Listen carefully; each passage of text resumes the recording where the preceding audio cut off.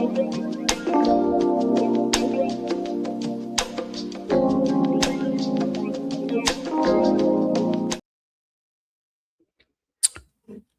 is good? What is good? What is good, everybody, man? Welcome back to another episode of the Darrel Long Show, hosted by your boy, Darrel Long. And today we're going to be talking about Officer Race Tatum and his wife.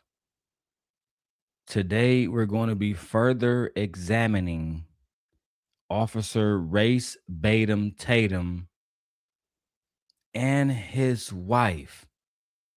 That's what we're going to be doing today. We're going to be breaking it down, and I'm going to show you guys multiple videos that is going to help you guys understand why Race Tatum, why he is the way he is, and why him and his wife think the way they think when we're talking about young black males, no matter if we're talking about Nolan Wells, Carmelo Anthony, right? Cyrus, I think his name is Cyrus Mack, the young man from the Asian shooting, right? And also we have them talking about why black men prefer to be with a white woman. A white woman. Yeah. We're going to have to really go into this today. You feel me? We're going to really have to break down Officer Tatum's wife. So let's go ahead and go into the footage now.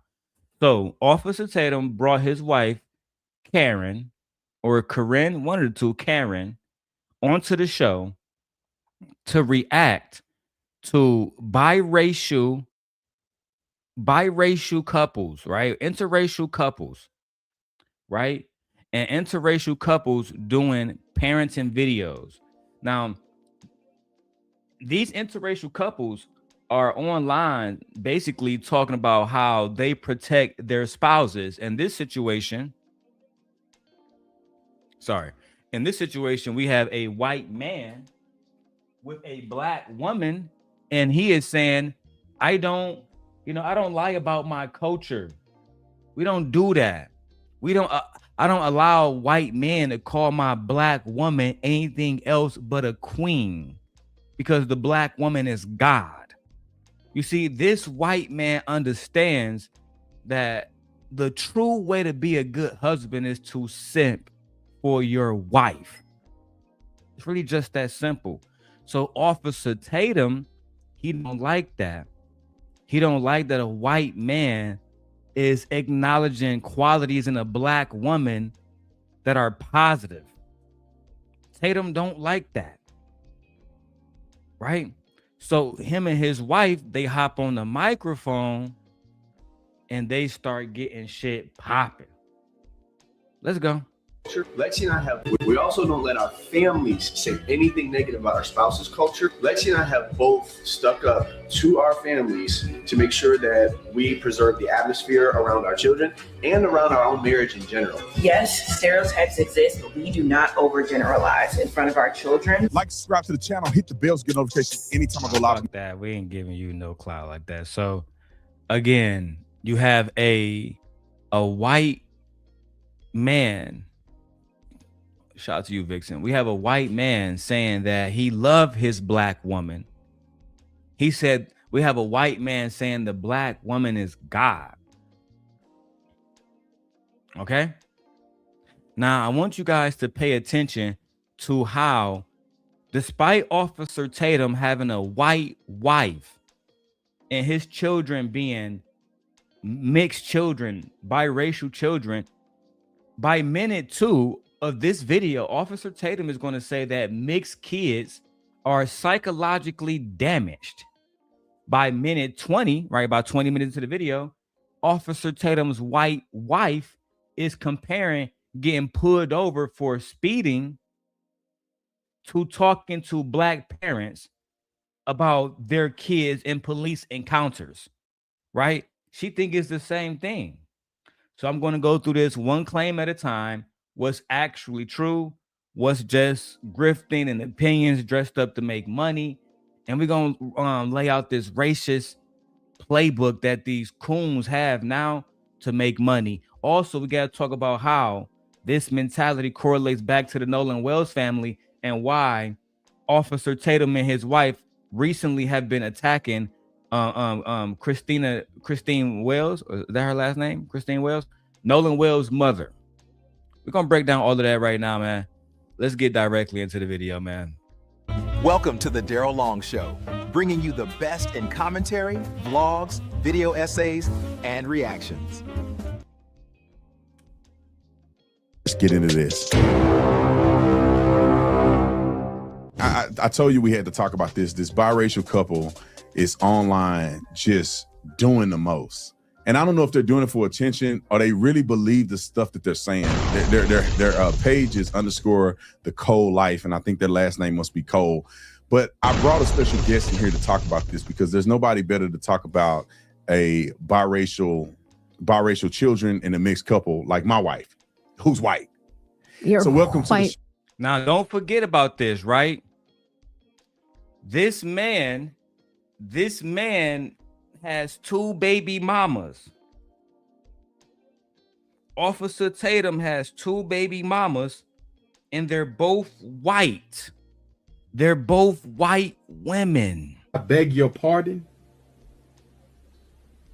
I beg your pardon. No, I said what I said, Dr. Umar. I said what I said, Dr. Umar. This is a snow bunny demon. Okay? Let's go. So, Wife. welcome to the show, Corinne. Thank you, honey. All right, so let's talk about this a little bit. These people triggered me yesterday because I'm scrolling Yeah, you through. were big triggered. I mean, I'm scrolling through Instagram, and we got biracial kids. Yeah. And when I see people doing stuff like this, it just reminds me of why so many mixed kids are so toe up. They're psychologically Kaepernick syndrome. Damaged. Yeah. The what? Toe up. They're psychologically Kaepernick syndrome. Damn. And that's the first thing that we got to talk about. The Colin Kaepernick syndrome. The Colin Kaepernick syndrome. I want you guys to pay attention to who this white woman specifically is choosing to use as an example of a bad mixed race person, right? So if you think like Colin Kaepernick, you got the Colin Kaepernick syndrome now. And this is a black man allowing a white woman to say this while Colin Kaepernick was fighting for black people and losing his job. God damn it! You can't make this shit up. Look, make sure y'all get those donations in today, man. Anything gets supported. I don't even do a donation goal no more. I would like 150 per show, but it don't matter, man. Anything to support the show, Sharon Bracey. For clout. That is the solution to this. The solution, Ed, is for you to send a goddamn 99-cent super sticker. So this way I don't have to go to Brokeback Mountain. That shit crazy. All right, let's keep going. Damaged. Yeah. Because they feel like they don't have an identity because their parents are doing this. Yeah. All right, pull up the clip. We're going to watch it together. No, they feel like they don't have an identity because of people like you who lied to these children. People like you who don't tell these children the truth. And the truth is they come from a race that colonized another race. They come from a race that was okay with people like what's bro name who had the 14-year-old girl, Thomas Jefferson, right? They idolize people like Thomas Jefferson. His face is on what, $20 bills, and we know for a fact that he was in his 40s having sex and making babies with a 14-year-old young lady. Is that something that you support, Officer Tatum? Is that something that you support, Officer Tatum's white wife? Okay. We're going to break this down. Yes, this is very wild coming from her. Correct. What's wrong with having a white mate, though? Nothing. But when you weaponize your white mate against nothing but black people, that's the problem. If you don't understand what we're talking about. And anybody want to come up and challenge me, I'm open to links. This is for challenges only. All right. I don't want no hanging out. If you want to come up and challenge, then you're welcome to come up. Let's go. More intentional things we do with our mixed family. We don't make jokes about our culture or ethnicity in front of our kids. They're too young to understand. We'll take that personally. Number two, we also don't let our families say anything negative about our spouse's culture. Lexi and I have both stuck up to our families to make sure that we preserve the atmosphere around our children and around our own marriage in general. Yes, stereotypes exist, but we do not overgeneralize in front of our children. We have our experience, but we want them to create their own experience. And last, we tell the truth about our history to our kids, even the hard parts that don't look good on us. Fit check. Notice how we said on white people. So you notice that? Yeah. Think about this. Where the history is bad on whitey. Yeah. The fuck you talking? Dr. Umar Johnson. I beg your pardon. I beg your pardon. Is that not what he's supposed to do? Officer Tatum's wife? Is that not what he's supposed to do? He's doing the right thing by saying, you know what? I'm going to tell my black biracial children about the history of white oppression and how we conquered and enslaved and sexually assaulted women and children. How we turned 13 colonies into the 50 states. How we had a civil war because people who look like us then want people who look like your mama to be free. But see, Officer Tatum don't want to talk about that.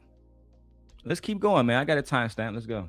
Like we like, for instance, if they came on the podcast and we were sitting down with them and they go, tell the truth about our history. Well, what history about black people are y'all telling the truth about? They're not.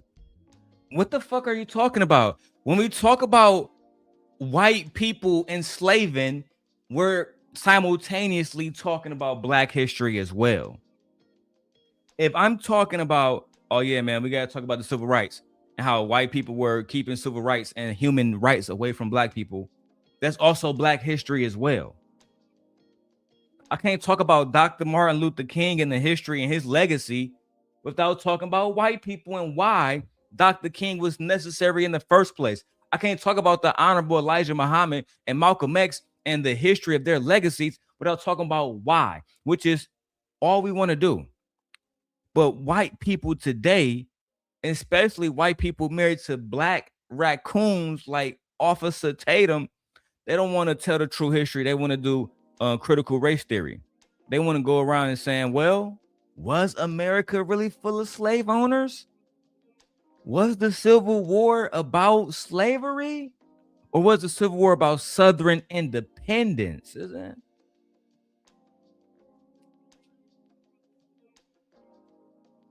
At the end of the day, we will tell the truth about the white man.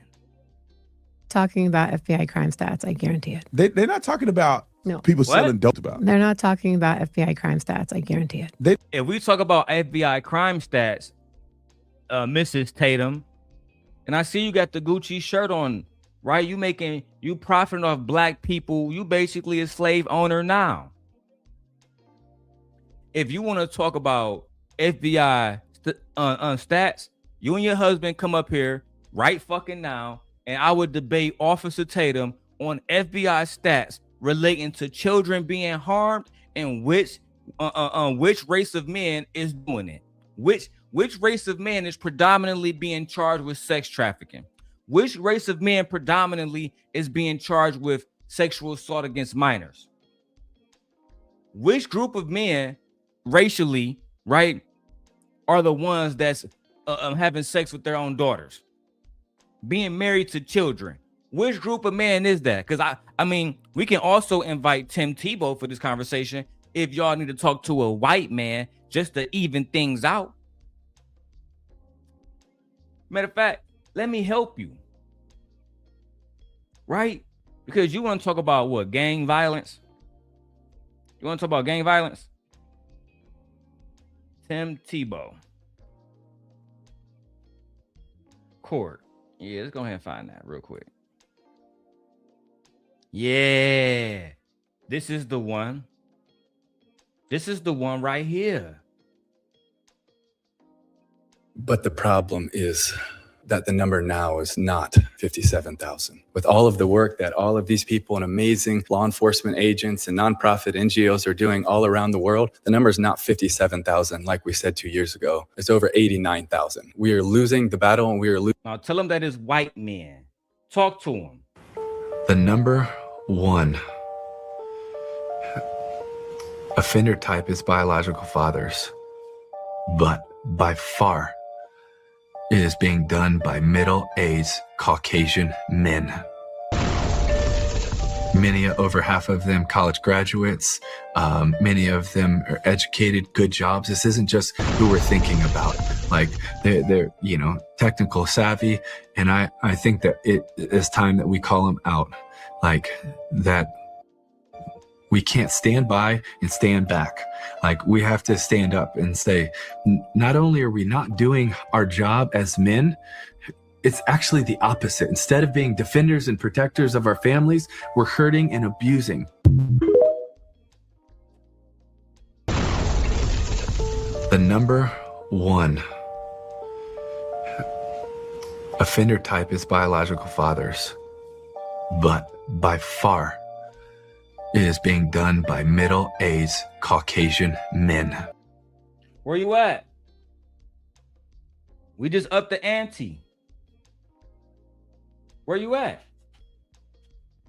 We got Tim Tebow on record saying that the number one group of men that harm children in America are middle-aged white men. But here we go, Officer Tatum and his white wife is saying that biracial parents only make white people look bad. But they don't talk about black crime. They don't talk about FBI data. Okay, we're going to break down FBI data. Let's keep going. They're not talking about No. people selling dope to their own brothers No. and sisters, No. all the crime that's committed in the inner cities. If we talk about selling dope, I'm here in Chicago. If you want to talk about selling dope, then let's start with Chicago's biggest gangster. Who is his name? His name is not King Von. Chicago's biggest gangster, his name is not Little Dirk. Chicago's biggest gangster is not even named Larry Hoover. Chicago's biggest gangster to this day, name is Al Capone. Who is Al Capone? Who is Al Capone? Let's go figure that out. Who is Al Capone? Because y'all want to talk about drugs and gang violence. Let's do it. Al Capone, famously known as Scarface, was one of America's most notorious gangsters. Born in 1899, he rose to power in Chicago, running the infamous Chicago outfit during Prohibition. Capone's empire thrived on bootlegging, gambling, and violence, epitomized by the St. Valentine's Day Massacre. Despite his ruthless reputation, he was ultimately brought down by tax evasion charges and spent time in Alcatraz. Released in 1939, Capone's health declined due to syphilis, leading to his death in 1947. His legacy remains a symbol of the Prohibition-era's criminal underworld. Al Capone, famously known as Scarface, was one of America's most notorious gangsters. Born in 1899, he rose to power in Chicago, running the infamous Chicago outfit during Prohibition. Capone's empire thrived on bootlegging, gambling, and violence, epitomized by the St. Valentine's Day Massacre. Despite his ruthless reputation, he was ultimately brought down by tax evasion charges and spent time in Alcatraz. Released in 1939, Capone's health declined due to syphilis, leading to his death in 1947. His legacy remains a symbol of the Prohibition-era's criminal underworld. Al Capone. Interesting. So y'all want to talk about everybody else except the mob. I hate it when Anton do it. I hate it when y'all do it. And people saying, well, the mob don't exist no more. That was in 1947. You was a goofy. You a goofy. If you believe that the mob don't exist no more, you's a goofy. They run every major city, not just Las Vegas, They run Detroit, right? You never heard of Jimmy Hoffa? Y'all never heard of Jimmy Hoffa? The legendary fucking mob member that went missing in Detroit. They couldn't even find that nigga body. They couldn't even find that nigga body. Stop it. If we're gonna talk about drugs, go back to what Frank Lucas said. Frank Lucas directly told y'all he couldn't even get drugs from the mob. He had to go directly to Vietnam. That's how tight-knit them niggas was in New York City, and racist, if we're being honest. If you don't believe me, before you go talk to him, go talk to Bumpy Johnson. Go dig that nigga up. Ask him about his dealings with the Dutchmen. It wasn't even just the Sicilian niggas and the Italian niggas. You got the Dutch mob too. That was Bumpy Johnson's biggest situation. That situation got so fucking out of line that Poli Castellano had to pay the Dutchman's own men to go against him because Bumpy Johnson basically had a strong arm on Harlem. And they wanted Harlem because that was where all the black excellence was. That's where all the black money was. The black actors, the black singers, the ones who had brand new Ford Model T cars. That's what they was. But they don't, y'all forget that history. You can't talk about the history of Chicago without talking about these niggas. But you know what? Let's continue with the racist shit, because I know that's what some of y'all are here for. Some of y'all don't care about genuine conversation. Y'all just care about bullshit. Let's go. No. The murder rate in the inner cities. No. How black people commit way more crime than anybody else. No, they're talking about white people racist. Right. They're not talking about how black people also own slaves. Right. And all. Oh my fucking God. Sometimes I wish I can take somebody like Tatum, throw him back there. Throw him back there and talk this same talk. Throw him back there. Right? As a matter of fact, I want to put Tatum on the Amistad, right? With all the slaves. But he gonna be the lone one to say, hold on, I'm a slave owner. And see what happened to you and your wife for being married to one of y'all. And your children. Matter of fact, take the whole family back then, right? And then I want you to walk down a street after dark with your wife and children, hold hands. You in Texas. I want you to stay in Texas. Go back about 100 years. 150 if you really want to put a little cherry on top. And do the same shit you're doing now and see what happens. See what happens. All of these other things that is inherently negative about black people. Yeah. I will say at first when you sent me their videos, I was like, oh, they're cute. And it wasn't like overtly BLM 2020, like white people bad. But as I was looking through. What the fuck? It wasn't overtly BLM. So listen, first she took a shot at Colin Kaepernick. And now she's taking a shot at Black Lives Matter. Why is it bad when black people say that some white people have done atrocities in this country? Why is it that y'all want to hide the fact that the founding fathers, because he's going to mention them, well, they don't like the founding fathers. Why the fuck would we?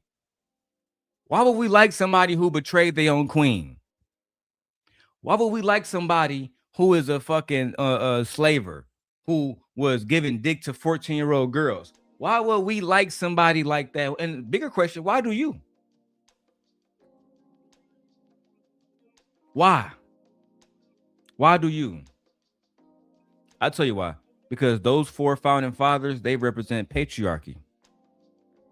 They represent men doing whatever. They represent making America like it used to be. What Trump used to say, make America great again. That's what they talking about. When white men used to be able to go outside and do whatever they wanted to. Right? Industrialize, colonize. Do whatever they want to do. without any consequences at all. The videos, it's like, oh, it's so, I don't know, that whole like victim mentality, and like you have to walk on eggshells because you don't want to offend a Black person and white people bad. I was like, no wonder these mixed kids, you know what I mean? No wonder mixed kids got issues. Yeah, look. Mixed kids, young lady, are you trying to say that mixed kids have issues because they have to walk on it? No, the reason why they have to walk on eggshells, let's address point by point. The reason why they have to walk on eggshells is because y'all lied to them. That's why. Okay? The couple's actual clip is about telling their kids honest family history, both good and the bad. Officer Tatum reframes that as being on bad on whiteys, then pivots his commentary into a list of stats about black on black crime and historical black slaveholders, none of which the couple even brought up in their video had nothing to do with their video. That's not fact checking them. That's substituting his own ideology, his own racist rhetoric for what they actually said in their video so he can sell it to his audience. And exactly. If you don't tell your children the good and bad about who they are, if you only tell your children, oh, you're half black and half white, the black side of you commit crimes, sell drugs, and they don't do shit but fuck up their community. The white side of you, Jesus Christ, Taylor Swift, right? Nothing but good stuff. You know what I'm saying? America, go blue, go red, go white. You're going to fuck your kid up, bro. Because eventually they're going to grow up. You got to come over here if you're going to talk about it. Eventually they're going to grow up, right? And they're going to be met with somebody who's actually fucking of a sound mind. And they're going to be challenged on dumbass rhetoric, which is why Charlie Kirk most of the time lost his arguments almost every single time. And if it wasn't for the media and y'all pushing him, he would never had the fucking support that he had, if we're being perfectly honest. This is also why he was never Charlie Kirk, because I'm about to be on his ass. That's also why he was never invited to any formal debates. Like debates like we saw, what's the black, like James Baldwin. James Baldwin would go from Harvard to Columbia, right? Different Ivy League schools went, no, Charlie Kirk never did this once because he was never, in my opinion, I can't confirm this, but in my opinion, the debating community never saw him as a true debater. They saw him as an antagonist person, an antagonist commentator. And it's different. I'm about to get my smart bag on you niggas. It's different from being an antagonistic commentator, Anton Daniels, versus being a true debater, right? Somebody who understands how to listen and how to counter points without attacking somebody. That is two different things. And we saw this recently, right? If you need a visual for this, go watch Candace Owens versus Andrew Wilson. You will see a clear difference in a debater versus a antagonistic commentator, which is, that's what Andrew Wilson is. Oh. And I will only say, to add on to that, this is why we see that biracial children born to Black women have a very good understanding and a good foundation of who they are on both sides. Versus when mixed race children are born to white mothers and have Black fathers. It's a complete difference. And when you don't tell your children about who they are on both sides, yeah, that will cause an identity issue. Imagine finding out, like some people do, that you have this type of history and you were never told about it. How would that make you feel? You know? But again, if Black children can learn about our history, so can non-Black children learn about our history, which is their history as well. Correct. It's all our history. Correct. I agree. I think they should learn all history. Yeah, they should learn all of it.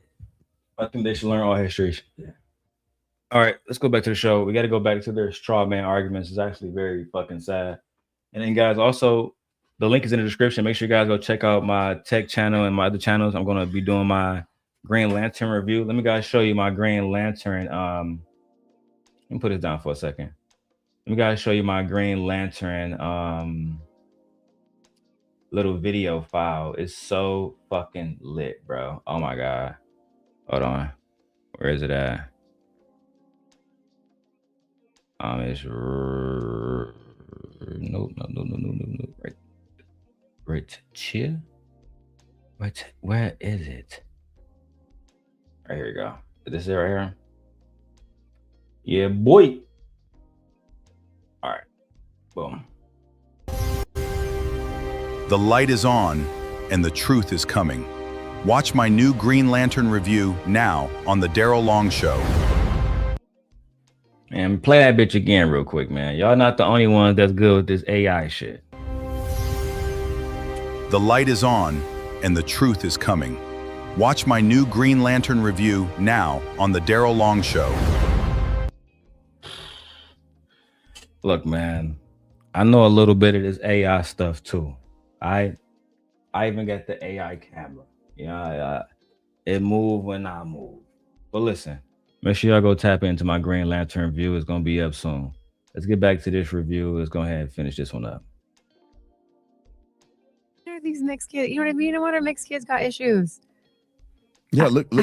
I don't know. Look at the other video of their kids. Right. This is another one Right. where Yeah, he's running with his it gets kids, worse. and he's saying, "This is where." So I ain't gonna lie to you, Tatum. This is where I feel like I got permission to dox you now, right? Because when you post somebody else's kids, for me, that's triggering because of what I've been through online and people using my kids to attack me. And now I feel like you using buddy kids to attack him, which means that that's fair for you. That's in the realm of, of warfare. So I think I'm gonna use your kids to go at you. That's just where we at now. That's where we at now. Fuck it. I had that information by the end of the week. The thing is this, bro. Y'all gotta stop doing this, because once I get on your ass, they're gonna be just like Anton. Darrel's taking it too far. Okay? This man is using a black woman's child on camera, baby in fucking diapers, with his white fucking wife, all because he don't like black people. He don't like the fact that this white man is uplifting his black woman on his channel. That's that nigga wife. Fuck you think he's supposed to do? Goofy ass nigga. We get this from. Here's another video. Roll the clip. We recently talked to a group of mixed adults, and they mentioned one of the reasons they struggle with identity was because one side was more favored than the other. And I don't know if that's true, but here's the thing. I'm very much aware that I'm a white father raising a son and daughter that's a different skin tone than me. And what I do know is that I don't know how their experience would be in this world. So I try to educate myself as much as possible and also challenge my own subconscious biases and stereotypes, because I had them. When it comes to raising my son and understanding the challenges he will face with his skin tone, I am not arrogant enough to believe I can teach him those things alone. We've built a large community filled with strong men that surround him, and I lean on them to help impart wisdom and strategies to navigate this world from their experience that I will never have. And as a father, I have to be humble enough to know I don't have all the answers, and also educate myself so that my son always knows I'm going to be right there beside him every step. Yeah, think about this. First of all, Brandon. What he says. Shut up. First of all, that was a beautiful fucking video. That was a beautiful video of a father, you know what I'm saying, who knows as a white man, he would never understand truly how his sons feel as black Americans. Right? So what he does is he goes out and he gets other black men, the uncles, cousins, granddaddies, and he surrounds that boy with a proper counsel. That's what a real man would do. Now that let me know he really loved that kid, because, and shout out to Tywin Lannister. Let's say if this kid was going to grow up to be king one day, this white man don't know what it means to be a black man. He don't know what it means to draw in the black community. So what he does is the parts that he is weak at, he go and reinforces his son's claim by bringing in other black men who can help reinforce it. That is wise. But watch how Officer Tatum and his wife break it down. I don't know what my son's experience is going to be. Well, your son's experience is going to be what your experience What you make, is. yeah, what you make it, what you instill in him, what you teach him. You gonna teach be- him what's important. Why is it going to be so much different in you? If your son was white, would you say his experience would be the same as mine? But if my son is not white, his experience is going to have to be something different. Then he goes, Yes. good. We surround about good men that can teach him. It was all black people. All black men. All black men. Which is fine if those are the good men that are in his life, totally fine. But it's like, oh, I've got to like, I don't know. We totally disagree with like this kind. You don't even see the white bitch don't even know how to say it. I don't know. I don't know what the fuck to say about that. It was all black men. All black men. All black men. And it's just, I don't know. No, bitch, you do know. And I called your wife a bitch. Step to me. I'm in Chicago. At the end of the day, that man understands the true history of his country, the hostility that his sons may face, and that he never had to face as a white boy. So he's preparing his sons for that by having them be around other black men, say, hey, boy, nigga, you ain't really like us, Kendrick Lamar. So, you know what I'm saying? You're going to have to deal with some shit. Dun, dun, dun, dun. You're going to have to deal with some shit. You not like us. Dun, dun, dun, dun. Niggas want to act like race don't matter. We literally had a song that white people was going, they not like us, at the motherfucking Super Bowl. Whole song about race. Whole song is basically telling Drake, you're a biracial nigga, not a nigga. Know the difference. It's like when the trans people say you're a cis woman, not a woman. Know the difference. So much propaganda these days, nigga.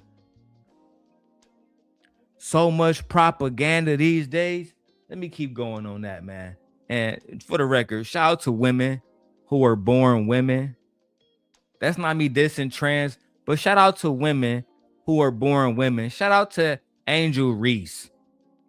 Shout out to Dejanay Cunningham. You know what I'm saying? Shout out to the black women. Shout out to Asia Wilson. Damn.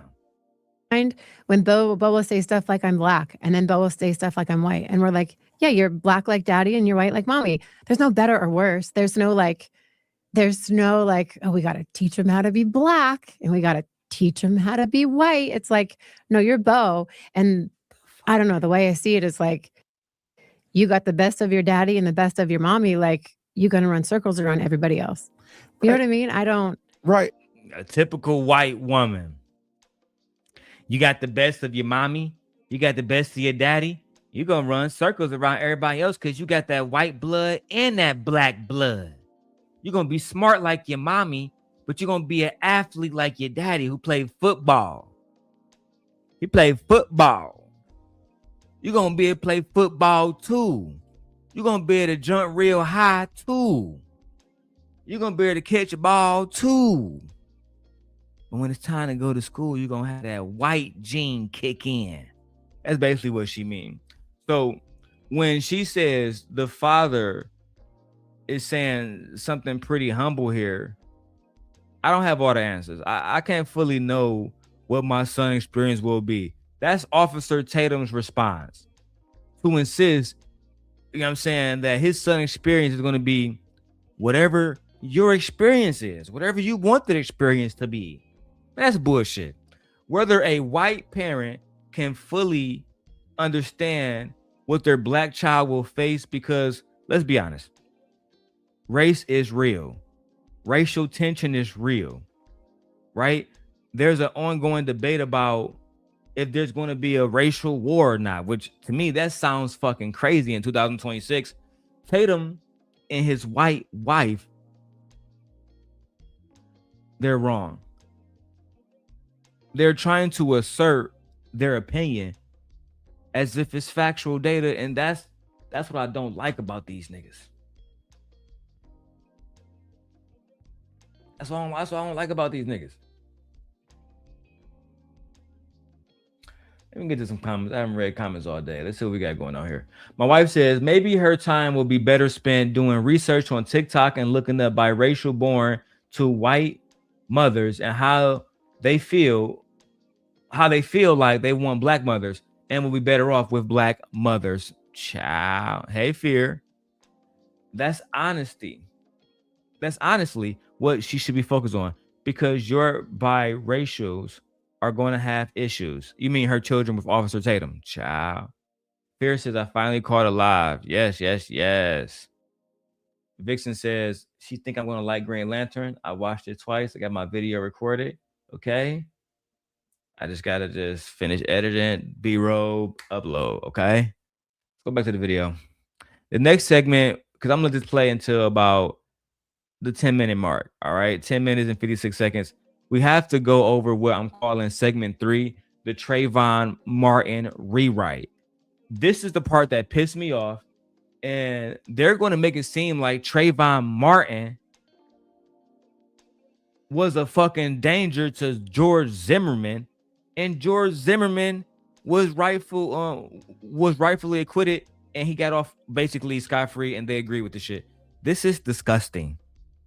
So if you look, let me give a trigger warning. Okay. If you love black kids and you have black kids, especially someone around Trayvon Martin's age, I think he was 17 or 16 when he died.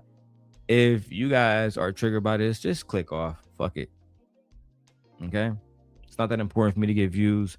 I just I love doing radio shit. And this is kind of like me doing radio and TV at the same time. And it's therapeutic.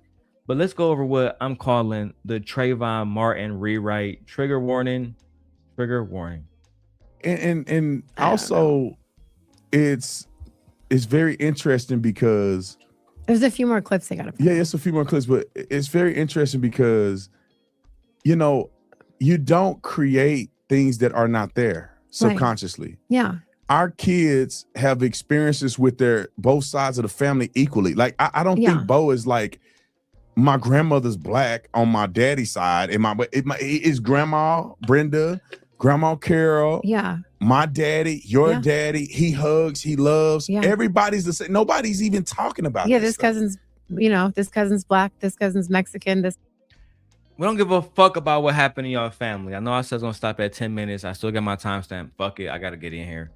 Kind of a little bit drinking, a little bit of wine, a little bit of Red Bull, a little bit of everything. But the whole point is this. We don't give a fuck about what happened in your family. We know that racism exists. I live in Chicago right now. Every time I meet a Chicagoan, you know what they tell me? Man, Chicago is the most segregated city in the world. Let's find out why. Because I'm pretty sure I can bring my wife in here as a Chicagoan. She could tell me why. And I might start a series when I go and ask people why they believe Chicago is the most segregated city in the world. I might actually start that segment.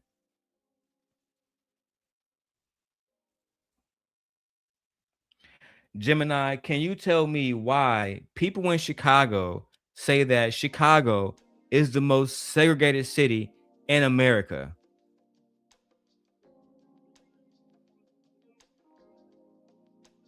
People describe Chicago this way because of systemic housing segregation built through decades of deliberate policies and sharp neighborhood divides. Key drivers include racial covenants and redlining. During the Great Migration, real estate boards and banks legally blocked black residents from buying in white areas, confining them to the Black Belt while denying loans to non-white neighborhoods. Infrastructure and public housing. Urban planning projects like the Dan Ryan Expressway and high-rise public housing clusters created literal physical borders between Black, Latino, and white communities.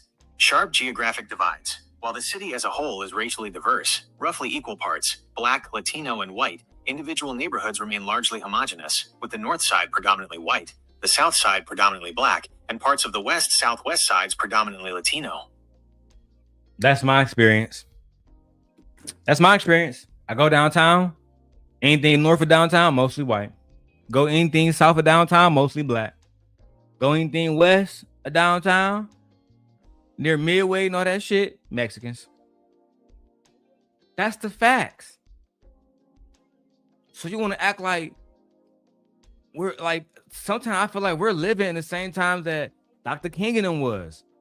It's just this shit is more hidden, but it's not hidden at the same time because every Chicagoan feels that shit. That's why they don't want to do certain business deals in the South Side. That's why the Obama Center is such a big deal, having something so grand, so clean, so community oriented on the South Side where all the black people are. Child.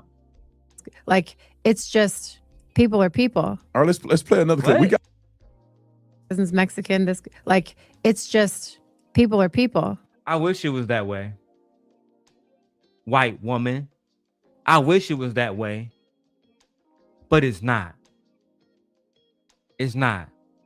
Which is why your husband is going to talk about drug dealing, but not talk about crimes that make white men look bad. Like, I don't know, touching children. All right, let's play another clip. We got like two more clips because we want to show the hypocrisy too. But this is just another clip of their. Oh, you're doing a good job at that. You're doing a wonderful, a splendid job at showing the hypocrisies that you have. You're only judging this white man because he has a black woman and he has a certain amount of reverence for the black woman. Meanwhile, you sit here in our faces with caucus Britney Spears looking bitch talking about Carmelo Anthony, talking about every motherfucking thing. I saw those videos. How dare you? You piece of shit. You piece of shit. How dare you? Now you're gonna feel my fucking wrath. I'm coming after your wife. I'm coming after your fucking kids, your fucking family. Everybody that I can find associated with you, that love you, your friends, every single one of them. I'm gonna post them online, and I want to know which one of you are gonna do anything about it. It's time. Time for me to go back to my old self. Trying to learn themselves in relationships. Roll a clip. We haven't shared our full story in a while, and I think it's time to share it again. See Lexi and I now, but we were not always on the same page. Our story is one of a lot of hard work to understand each other's worlds and experiences. So I grew up in a Pentecostal church, and I was around the culture heavily. But that didn't automatically translate to me understanding everything. And when Trayvon Martin happened, Lexi and I had just started dating, and it sparked a lot of challenging conversations to learn how we saw the world. And because I cared about her, I took the time to sit and just listen. Did she also? Lexi didn't have to have these conversations with me, but she did choose to. And the goal for me was to understand her, not to debate her. And I had to be willing to be wrong about it. Again, man, clap for the white man right now. Shout out to this nigga, man. He not even a white man. This a nigga right here. What here we go.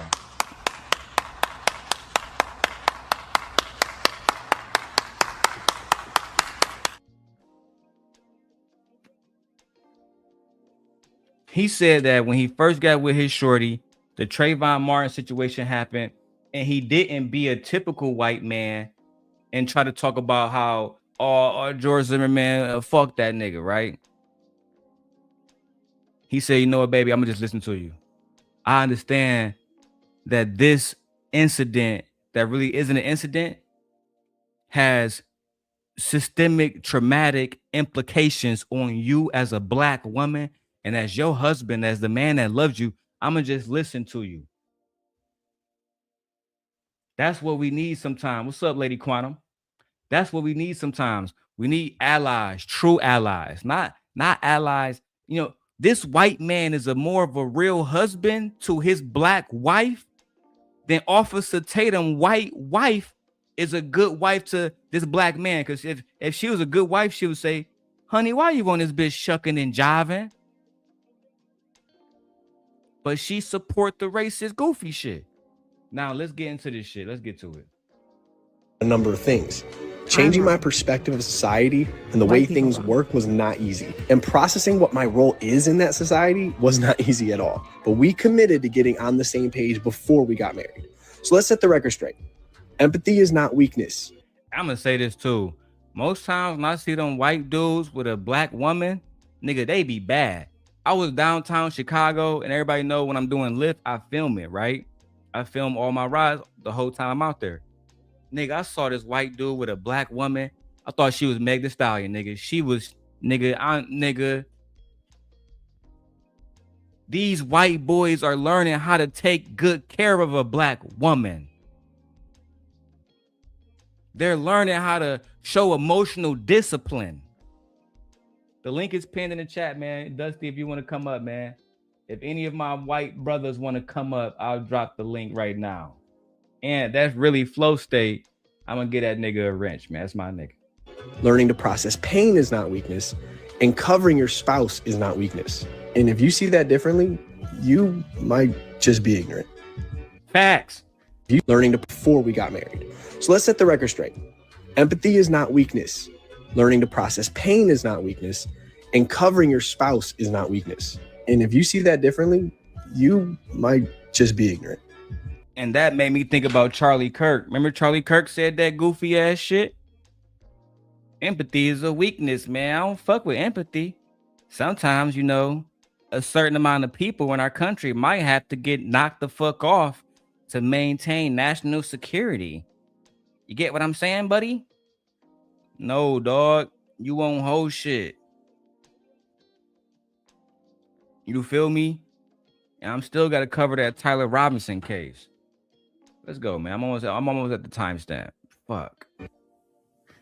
Now listen to Officer Tatum and Officer Tatum's wife commentary about Trayvon Martin, a motherfucking child who was walking down the street with an Arizona bottle and a pack of Skittles, minding his business in the state of Florida, going home back to his parents, only to be gunned down by a piece of shit named George Zimmerman, who I understand is a homeless ass piece of shit now. What's up, my brother? Welcome to the man. Just passing through, and then apparently I'm getting distracted from what we're gonna work on now. Let's do this. Yeah, man. I've you know how I get down. I don't really like. I stopped showing people whys and shit, but bro, he brought it on himself, bro. You know what I'm saying? I came in right as I heard you say that, and I told you last time we talked. I said, I don't get why everybody gets so wound up at you, because I hadn't really seen it. You seem reasonable to me, but it sounds like you might be on the warpath again. I actually have a script because I made sure I carefully curated the segments, and I knew that this Trayvon Martin part was coming up. That's why I'm smoking now, so I don't get too triggered. I got teenage kids, and you got teenage kids, bro. Yeah, yeah. So did something new just happen with that's an old case? Yeah, but so basically, like this couple right here, right? This black girl, she got a white husband. They be on like TikTok and shit. They famous for like the white guy. He be saying stuff like, like I'm teaching myself about how to basically be a better husband on some racial shit so he can understand his wife and I guess raise his biracial kids to not hate themselves and not hate the black part of themselves or the white part of themselves. So I guess he was telling his kid and his wife about the Trayvon Martin shit. And in the video, he was saying that he just listened to his wife. He basically allowed her to vent and all that shit about how she felt about the case. Woo, woo, woo. But this is what the Tatums had to say. Now, I already saw this shit. I don't think you watched Tatum's show, but I started watching every one of his videos. Yeah, I don't like cops. And I did say in the chat that he sounded like kind of a bitch or something like that. I didn't realize that they had insisting on being on the same page makes sense if you have kids that you got to raise with that dynamic. So I back off my original claim. Oh, bro, I thought you was talking about Tatum and them shit. I didn't even care, but you might. Oh, I don't. I mean, I just Tatum is a bitch. I don't like cops, but. Oh yeah, I like good cops, bro. You know what I'm saying? One of my friends, Darren Weathers, in Detroit, he was a cop, but he got, you know what I'm saying? He didn't get killed. Let me correct myself. He died in one of those like police chase when you're chasing somebody, and then he made a bad turn and he died in an accident and shit. So I'm gonna say that he wasn't killed, but he was doing his job, and in the act of doing his job and shit, he died and shit. I think that there's that being a police officer requires you to do things that I believe are immoral, like arrest people for drugs and shit. And I just don't, you know, is there a good prostitute? You know, it's sort of that thing. I just view them as moral prostitutes. Prosecutors are worse, but anyways. That I agree with you on, bro. And I'll talk about my own experience with prosecutors. They tried to get me on a 10-year bid. I'll talk about that in a second. Differently, you might just be ignorant. But do you see how? And I'm just saying, we've went through a lot of their videos, and at least 20 videos I've seen. I don't see it the other way around. No. It's like he's saying our relationship had all of these challenges.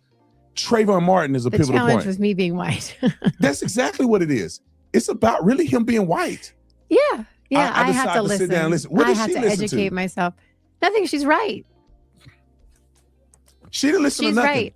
It's just one-sided. It's what? Well, yes, because that's what it is. But this is why that whole woke Marxist mentality is like a cancer, and it drives me nuts. You know, even though I've got a mixed child, half black kid, however you want to say it, where it's like, I don't think that the black side is like the victim side, or like the black side is like the bad side that needs like placating to. You know what I mean? I don't know. It's like your kid's going to be a victim if you tell them they're a victim, and your kid's going to say, you know what I mean? Like some things are innate, right? Like Bo's athletic ability, his high twitch muscle fibers. You know what I mean? Like, let's be honest. There's a reason why, you know what I mean? More black athletes.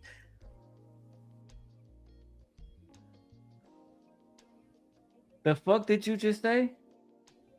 I always break this down, bro, because, and I have to keep this 100. Right? Let's take LeBron James.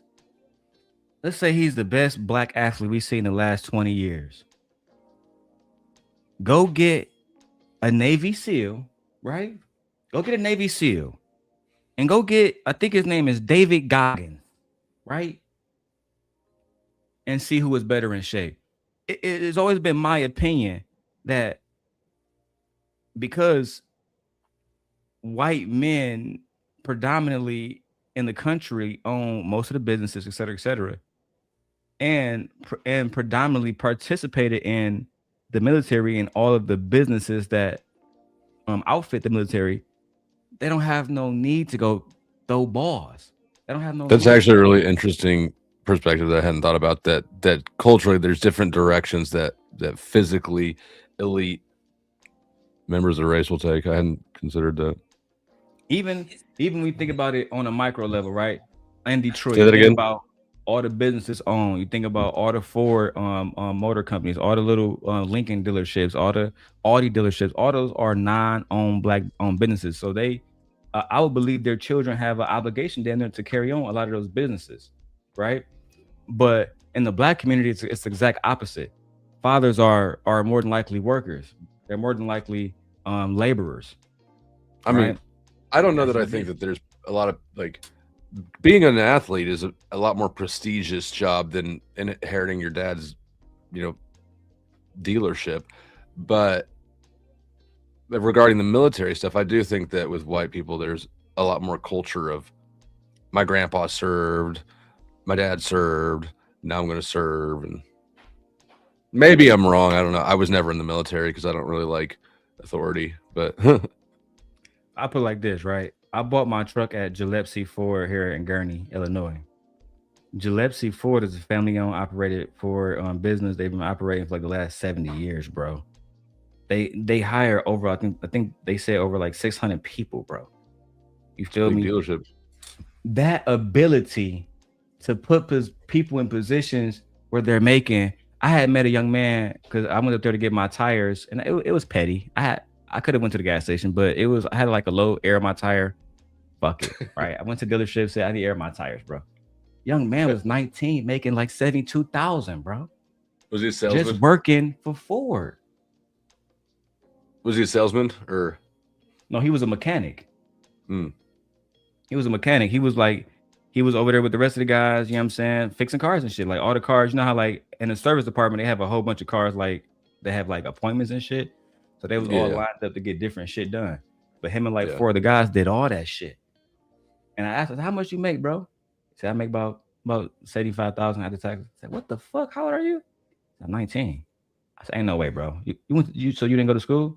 He said, no, I learned all of this growing up. I couldn't believe that shit. Yeah. You learn how to I fix believe it. cars growing up from who? More than likely his father, his grandfather, his uncle, somebody like that. Yeah. I feel like,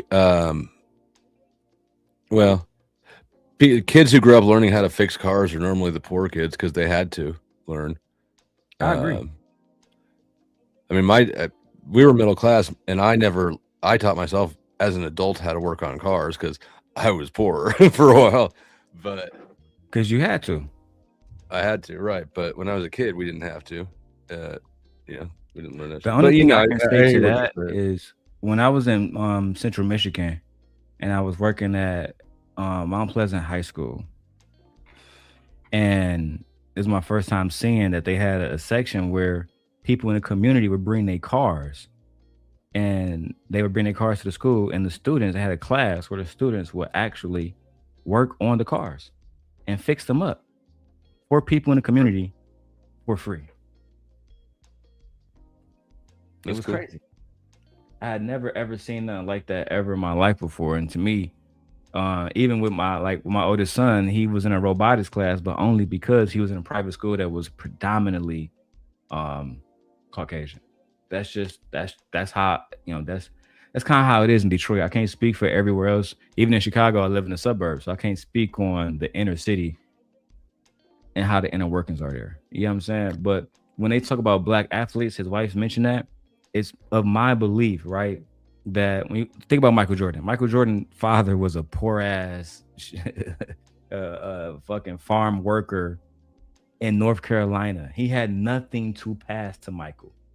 Literally, if Michael didn't have the ability to play basketball, who knows what he would have become. LeBron James was raised by a single mom, Gloria James, in Akron, Ohio.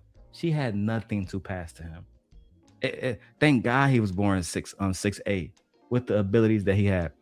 But when you look at somebody, there's other individuals in the NBA that's different, right? Look at JJ Redick, who I love, who I personally think I think JJ Redick is the best NCAA player of all time, but that's debatable. But if you look at his background, he didn't have to play basketball. He chose to. I think that's the difference. One of my favorite players right now, Cooper Flagg, he chose to play basketball. They're different from somebody like a young Larry Bird who grew up poor in French Lick, Indiana, who, like a LeBron James, basketball was Larry's only way out because Larry didn't care about education. If you know his history, French Lick wasn't that kind of town. It was bootlick, poor white town, right? So at the end of the day, I believe that social economics transcend race, and I use Larry Bird to highlight that example that poor whites, like my friend Flo State said, they have some of the same issues that black people have, but for the most part, there is racial and economical differences that, in my opinion, forces us to be like, you know what, maybe basketball, boxing, whatever will be better because we have a better opportunity to go into the NBA versus becoming the president. Versus, in my opinion, my white counterparts, they have a better opportunity to become a president versus making it to the NBA. I think that your math is off on that, but I hear what you're saying. I appreciate that, my brother. I'm gonna get to the comments in a second, guys. Bo's gonna be a good athlete. You know what I mean? So it's like, and he's a bright kid. So there's no reason to be like, high score here, high score there, high score here. But let's make sure he knows that he's different. Right. That's the key. And daddy's different. Yeah, that's the key. It's exhausting. I would never, like, both of our kids, it don't matter. No. We don't live in a world where your color matters. Like, I don't even think about the fact that me and you different colors. I know, me neither. I would have to I would have to think about like, oh, we're two different. It don't matter because you're Korean to me. Yeah, I agree. You're just who you are. I agree. And then let me tell you this: the crazy thing about the biracial or mixed couples or whatever is that when we got together, it was Brandon and Korean. Yeah. There was no. We had our cultures are so different. No, we really have the same culture. And it was like, oh, when Trayvon Martin happened, we had a lot of stuff to figure out. It's like when we got together and we got married in 2020 and George Floyd happened, we were like, same page. Yeah, he was wrong. He was crackhead. That's what I'm saying. None of it. I feel like things aren't really black and white. Okay, so they're lying. And I want to make sure I have this video prepared because I got about 20 minutes left in the stream. Let me show you guys a little bit of something real quick. I'm pretty sure I got the whole audio right here. I know that you don't believe me, but I want you to listen to his interaction with him and another guy. Just to give this context, this is Fresh and Fit host Myron Gaines, and he decided to go to one of those pro-white nationalist type speaking events on Twitter, and this is what this is how they felt about him. I called HT the Giga. I can't believe how quick that was. I can't believe how fast that was. Can I make this interesting? Can I make this interesting real quick? Myron, you were in MySpace the other day, and I said, you're doing a great job calling it these Jews, but, if we take this country back, we want it for white folks. And would you go home? And you said, I was born here, and I'm not going anywhere. And this is where I think the problem is with working with non-whites is that once you think you help us, that you're just going to stay in our country. Do you still stand with that answer? Bro, look, man, I know you're trying to get a clippable moment here for your... No, it's the truth, man. This is the issue with whites working with non-whites. We're over here talking about a problem, then you bring it right back into, this whole white thing. Like, dude, shut the fuck up. This whole white thing is what built this country, Myron. Shut the fuck up, dude. Hey, you sand. You sand it. Hey, I am in Florida. I'm in Florida, and I will knock you out on camera. All right, I'm not gonna have violence in the space. It's not even my space. I think Ian's having issues, so look, I'm not gonna allow that in Ian's space. Listen, man. Listen. You can try to deny this shit all you want. You can. And look, I'm somebody who love America.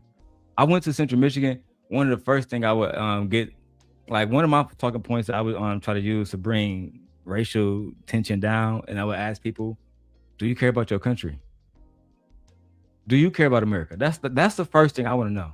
If you truly is a patriot, because if that matters to you, then you would care about the quality of American education. You'll care about the quality of American streets. You wouldn't want Americans on the street fucking homeless because that leads to crime in American cities. You wouldn't want that. No matter what race you are, you wouldn't want people raping and pillaging. You wouldn't want that, no matter who they are. Right? So I try to focus on the commonalities, then focus on the things we don't have in common later on. That's usually my tactic. Sometimes it works. I feel like leading with that question is sort of a setup.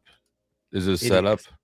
Yeah, it is, because it tells me if somebody has an implicit bias or not, because a lot of white nationalists are, even though some of them are racist or whatever, they do care about America, right?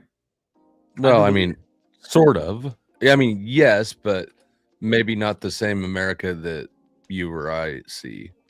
I agree. They care about it in their own ideal, and they have a right to that because that's what our soldiers die for. However, I mean, it's like a Muslim and a Jew can both say they love God, and they're not at all talking about the same thing, right? So it's correct. Like when Mandani says he loved New York and Trump says he loved New York, I understand those are two different things, but they both still love New York though, right? At the end of the day, I would even in that situation, I would try to find as many commonalities as I possibly can.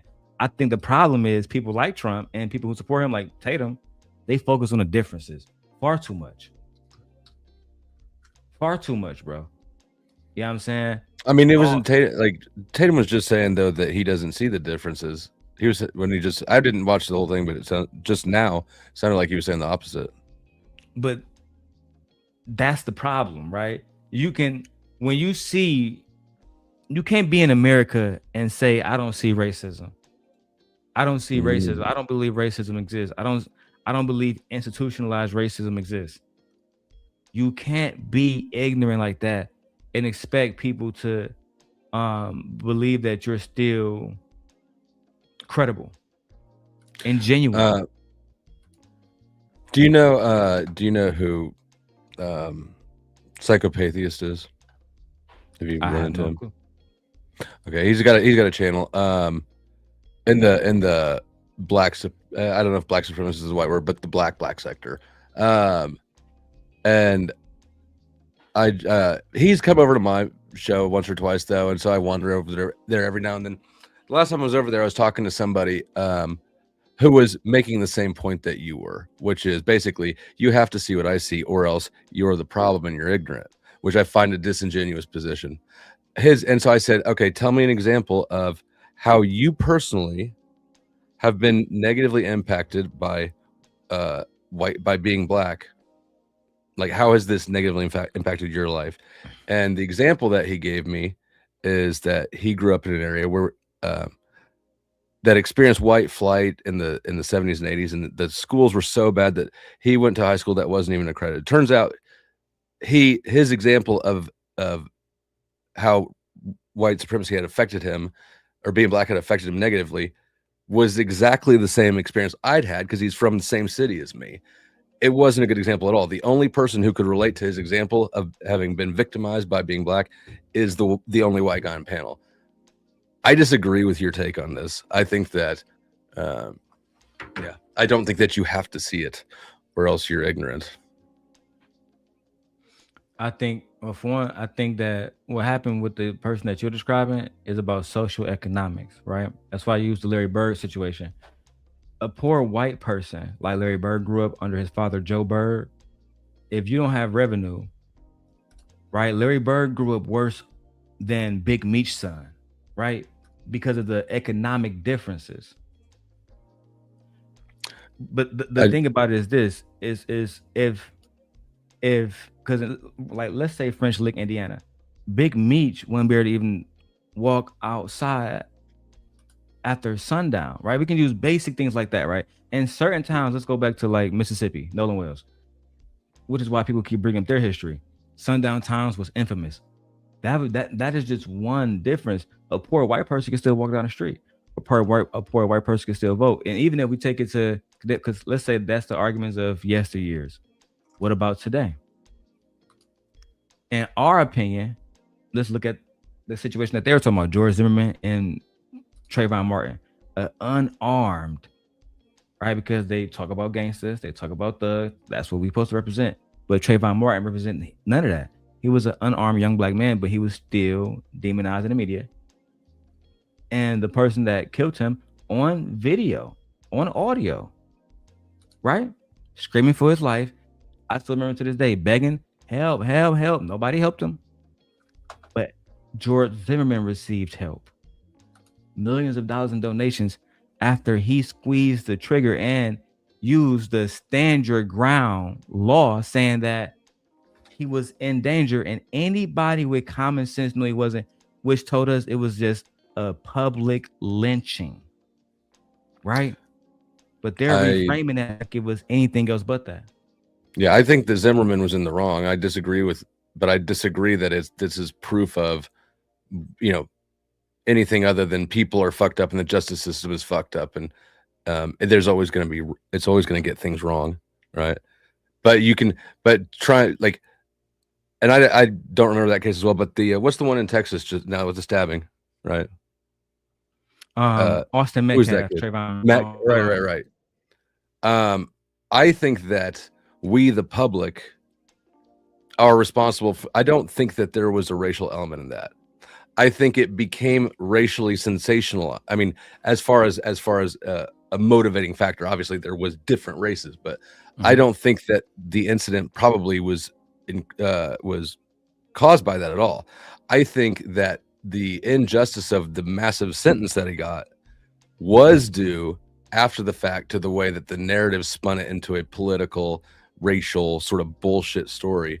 And I think that it removed the ability of a kid to get justice who happened to be black. So I think that there's a lot of self-fulfilling prophecy. I think that there's adults who are immature and put their own baggage into other situations, and so then deprive the people in that situation of the ability to actually have maybe a little more level-headed thing. But I think that I don't see uniformity, or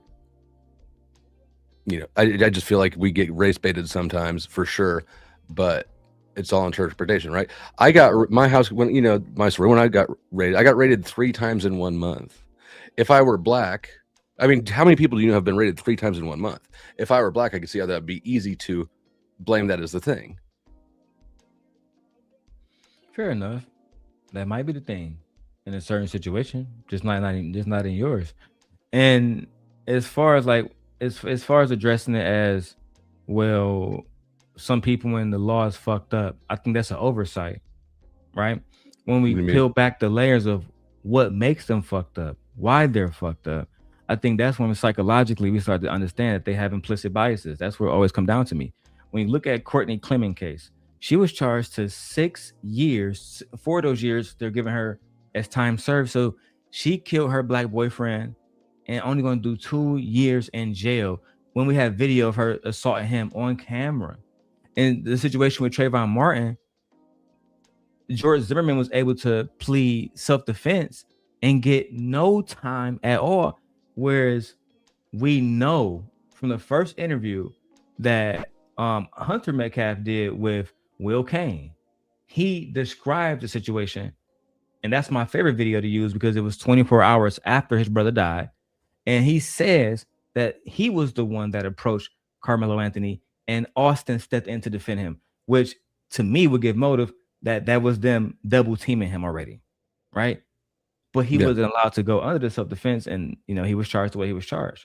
But at the end of the day, I think that most of us believe that that's due to implicit bias. That implicit bias is rooted in racism. But here's the thing. I think, and because actually when I was in high school, we had basically the exact same situation happen in the parking lot. One student stabbed another student and killed him. And it was a black student who killed, he was Italian, pretty Italian, so mostly white. The black student in this case got like 7 years or something, right? It had a different outcome. The outcomes are not uniform, even though the experiences are. And you can't demonstrate with any sort of confidence that is the cause of the thing. You're bringing your own biases or grudges to the situation, right? When I see an ICE situation or there's a police involved shooting, I automatically default against the cop. I assume that the cop is making up some fuck shit to shoot the person. So I hear what you're saying, and I recognize that you've experienced shit different than I have, and I'm bringing my bias to the situation too. But I think that there's a real clear line between what we do know about a situation and what we don't know about a situation, what we're sort of inferring loose with weak evidence. And I think that racial motivation is one that's very politically flammable, but is almost always impossible to actually demonstrate with any real confidence. It's just sort of a claimed and blamed and then spun into the chaos. I don't think so. Here's the facts, right? Listen, let's look at Mississippi. Let's use 6 months. In the last 6 months, Nolan Wells died and 2 black people was hanged. None of those crimes have been solved. Right? In a state that just changed their state flag from the Confederate flag to something that is not the Confederate flag. An unsolved case does not mean that it's racist. sometimes they don't know who did it. Doesn't point at the racism, but the manner of death, which is hanging, right? The way that the case is handled by the officers, for example, with the situation with Nolan Wells' body. In that case, they never, to this day, we don't know what happened with his stomach. We don't know what happened with his lungs. We don't know if he was drunk. We don't know if he had drugs. But Officer Tatum and other accredited journalists are saying that he was drunk based on the word of Nolan Wells. I'm sorry, of Warren Hudson. So to me, that will only happen, right? And I said this the other day because I watch a lot of Officer Tatum content now. He hasn't done no videos about Courtney Clement and her killing the black man. He hasn't done no videos about the number one trial in the country right now. Isn't even this shit they're talking about. It's that white girl, Lindsay something. I can't think of her last name right now. But she killed her children, right? They haven't done one video about that at all. Not about, because we know the manner of death in that situation. The kids died brutally, right? That's why she's being charged with the murders. And her only escape is, I was going through postpartum and I was crazy. And again, like George Zimmerman, she has raised almost $1 million in her defense after she killed her own children. So there's no videos about that on these individuals' channels. When you look at these individuals, because it's not all individuals like yourself, but when you look at these individuals who have extreme implicit biases against black individuals, Smith is another one. He hasn't covered either one of those cases. The Lindsay young lady or the young lady who fucking stabbed her boyfriend, Courtney Clement. Because in my opinion, based on what they have put out, there is no white women crimes, period. But if Jasmine Crockett comes white out women and do says generally that she, not get charged. If Jasmine Crockett comes out tomorrow and says that she like Meg Thee Stallion new song, that is going to be somehow, some way drawn into a political segment that's going to last about 20 minutes.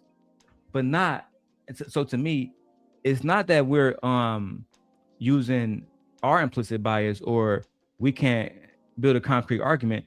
We're actually using the data from which they are putting out, which is mostly racial driven data. You're not using the data that you're putting out, which is you're engaging with this content as he's making it. He might be doing the best thing mathematically because it is getting your attention. You're watching all of his shit now because he's not doing any white content or any white girl stuff, right? So this thing goes both ways. And I operate according to a principle my mom told me this when I was little. I think it's wise. Assume good intentions until you know otherwise. You know, if somebody's got some shit for you, they'll let you know eventually. And so I just try to apply that and go like, I operate according to what I know. And generally race component, you know, personal biases like that, unless somebody says the thing to you, like you just, you know, you can't know. I don't think that pointing at a situation and saying that that's racist, I don't actually think it adds clarity. I think it adds confusion to the case. I want to play something for you. Yeah, go ahead. Make sure I can find it. I don't know how much time you have left. Let me see if I can find it.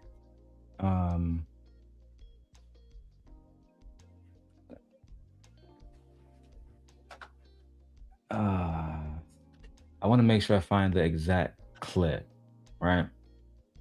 So let me have Gemini do it for me. Gemini, I'm looking for James Baldwin clip where he talked about how he don't know if he can prove that somebody's racist.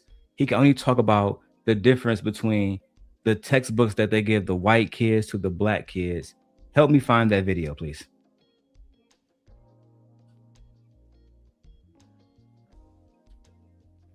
In what school? Like, how is that possible? I'll help you. Okay. Here it is, right here. Dick Cavett.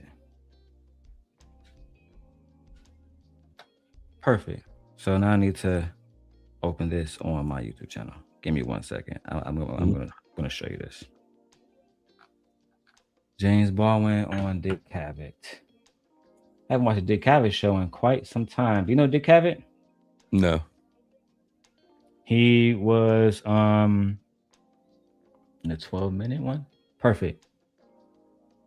Okay. Oh, damn, the Tupac murder trial's going on right now. That seems like it should be the biggest trial in the country. Was that? Isn't it? Yeah, that is true. They're trying to get Keefe D on that trial. I think they're going to be unsuccessful. So this was a conversation between Paul Wise and James Baldwin.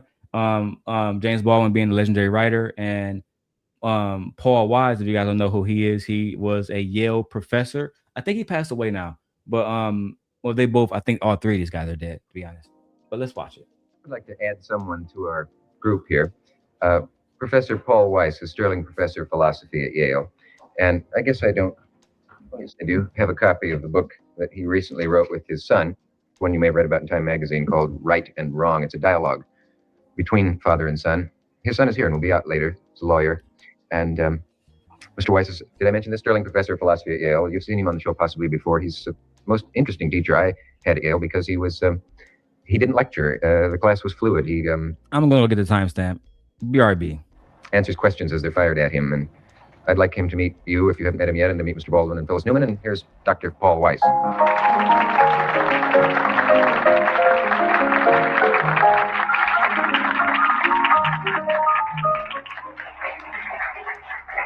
Were you able to listen to the show backstage? A good deal of it, but then I was behind the rostrum. Yes. So I heard only some of it. Did you hear anything that you disagreed with? I disagreed with a great deal of it. I am one of Mr. Baldwin's admirers. I've written him 10 letters, and of course, there's a good deal I agree with. But I think he's overlooking one very important matter, I think. Each one of us, I think, is terribly alone. He lives his own individual life. There's all kinds of obstacles in the way of religion or color or size or shape or lack of ability, and the problem is to become a man. For each one of us, I think all this talk about poverty, race, prejudice, it's important, vital, but it's not really at the center. It deals only with the means in the way, or the obstacles in the way of becoming something much more serious and important. That is, to be someone in yourself. To become a man is a difficult job. It takes a lifetime. I don't disagree with that at all. I didn't think you would. But I take that for granted. I really do. That you see, but by taking it for granted, you emphasize always the obstacles in the way, and perhaps you have it in mind. But I think your hearers very often forget that you have another objective in view, the one we both agree upon. Is what I'm talking about. I don't think was asking that question before when he asked you, aren't you being more extreme? Isn't there some other end? Is it all hopeless? In one sense, it is not hopeless. In another sense, it is. It's hopeless in the sense that nobody ever attains the state of being a full man. But it's not hopeless in the sense that every one of us has a problem which he can resolve more or less even in himself. These obstacles are terrible, I agree with you, but they're not insuperable if you know what you're looking for. But what I was discussing was not that problem, really. I was discussing the difficulties, the obstacles, the very real danger of death thrown up by the society when a black man attempts to become a man. Yes, there's another important thing with that, and I suppose you do agree. All this emphasis upon black man and white does emphasize something which is here, but it emphasizes or perhaps exaggerates it, and therefore makes us put people together in groups which they ought not to be in. I have more in common with a black scholar than I have with a white man who's against scholarship. And you have more in common with a white author than you have with someone who's against all literature. So why must we always concentrate on color or religion or this? There are other ways of connecting men. I'm not talking about that. I understand know that. you're not. I understand that. But as we sit here now, by the will of the people, a man named Ronald Reagan governs California. And the terms I'm using, you must understand, are not the terms that I myself might choose. I'm not interested in whether a person is white or black or green or yellow. I'm talking about the force of the state, which at this moment is oppressing black people all over this nation. Not all. The force of the state, which is oppressing every black man in this nation. You write freely, don't you not? Is black getting in your way as being a writer, an author? Yes. It is. Tell us how. I'd like to know how things like get in the way in the first place. What year was? Do you know when this was? What, like 60s? I think this was 69. Okay. Just curious. I think that is laughable to say that being black didn't get in his way. I'm gonna play on this, but because I got a specific point I really want to comment on. But even Michael Jackson, the most talented musician, arguably of all time, was not allowed on MTV simply because he was a black man. This is basic history. Well, he eventually was because he turned into a white woman. No, he was, and it was shown why he was, because after he fired his father, he had a white representative who had a close relationship with the CEO of MTV, and he called him because at that point in time he owned the Beatles and said, "Hey, if you don't put Michael on, we're gonna remove the Beatles. Fuck it. So you got to play ball." And eventually, about 2 months later, they agreed. They made a deal. This is because I grew up in Detroit. I remember, Motown got a whole Motown history about Michael Jackson. So everybody knows this history in Detroit. A lot of people like to credit Michael with that. Like, well, Michael was the one who got black people on MTV. Wrong. It was his white manager that he fired. Sorry, the white manager that he hired after Joe Jackson was fired from his crew. Every time, like the Jackson 5, you'll never find the Jackson 5 on fucking MTV. Good luck with that. No, now you put me a little bit on the spot. I don't like to discuss myself or my work. All right, let's not talk about you. Let's talk about some other black author or white author. No, let's not do it that way. I'll tell you what I mean. I'll use myself. Let's go to broke. It is the first difficulty then is to, and you will say this is true for everybody, but I am like you, all right? In the first place, I have to deal with the fact that my history is inaccessible to me. That my history in this country begins with the bill of sale. Your individual history? My name is Baldwin. Yes. It's an old English name. That. My name is White, and it's been derived from somebody else. Maybe my great ancestor was white-haired or whatever. I don't know. But you have at least the Psalms of David. I don't have them. I don't think I've read them in 10 years. That doesn't matter. Or 20. I couldn't tell you one of them. That doesn't matter. Doesn't it? No, it doesn't. One's got to face this fact. Let us say we're both black, right? We both get here at the same time, right? You come from one tribe, I come from another. You speak one language, I speak another. We cannot talk to each other. We don't know what is happening to us. We're confronting a white man with a Bible and a gun and a cross. And what you have to do, if you're going to live, is accept this stranger, this book you cannot yet read, under the gun. Wait a moment. You asked me a question, I'll do my best to answer it. Yes, but you must give me a chance to say something too. One moment.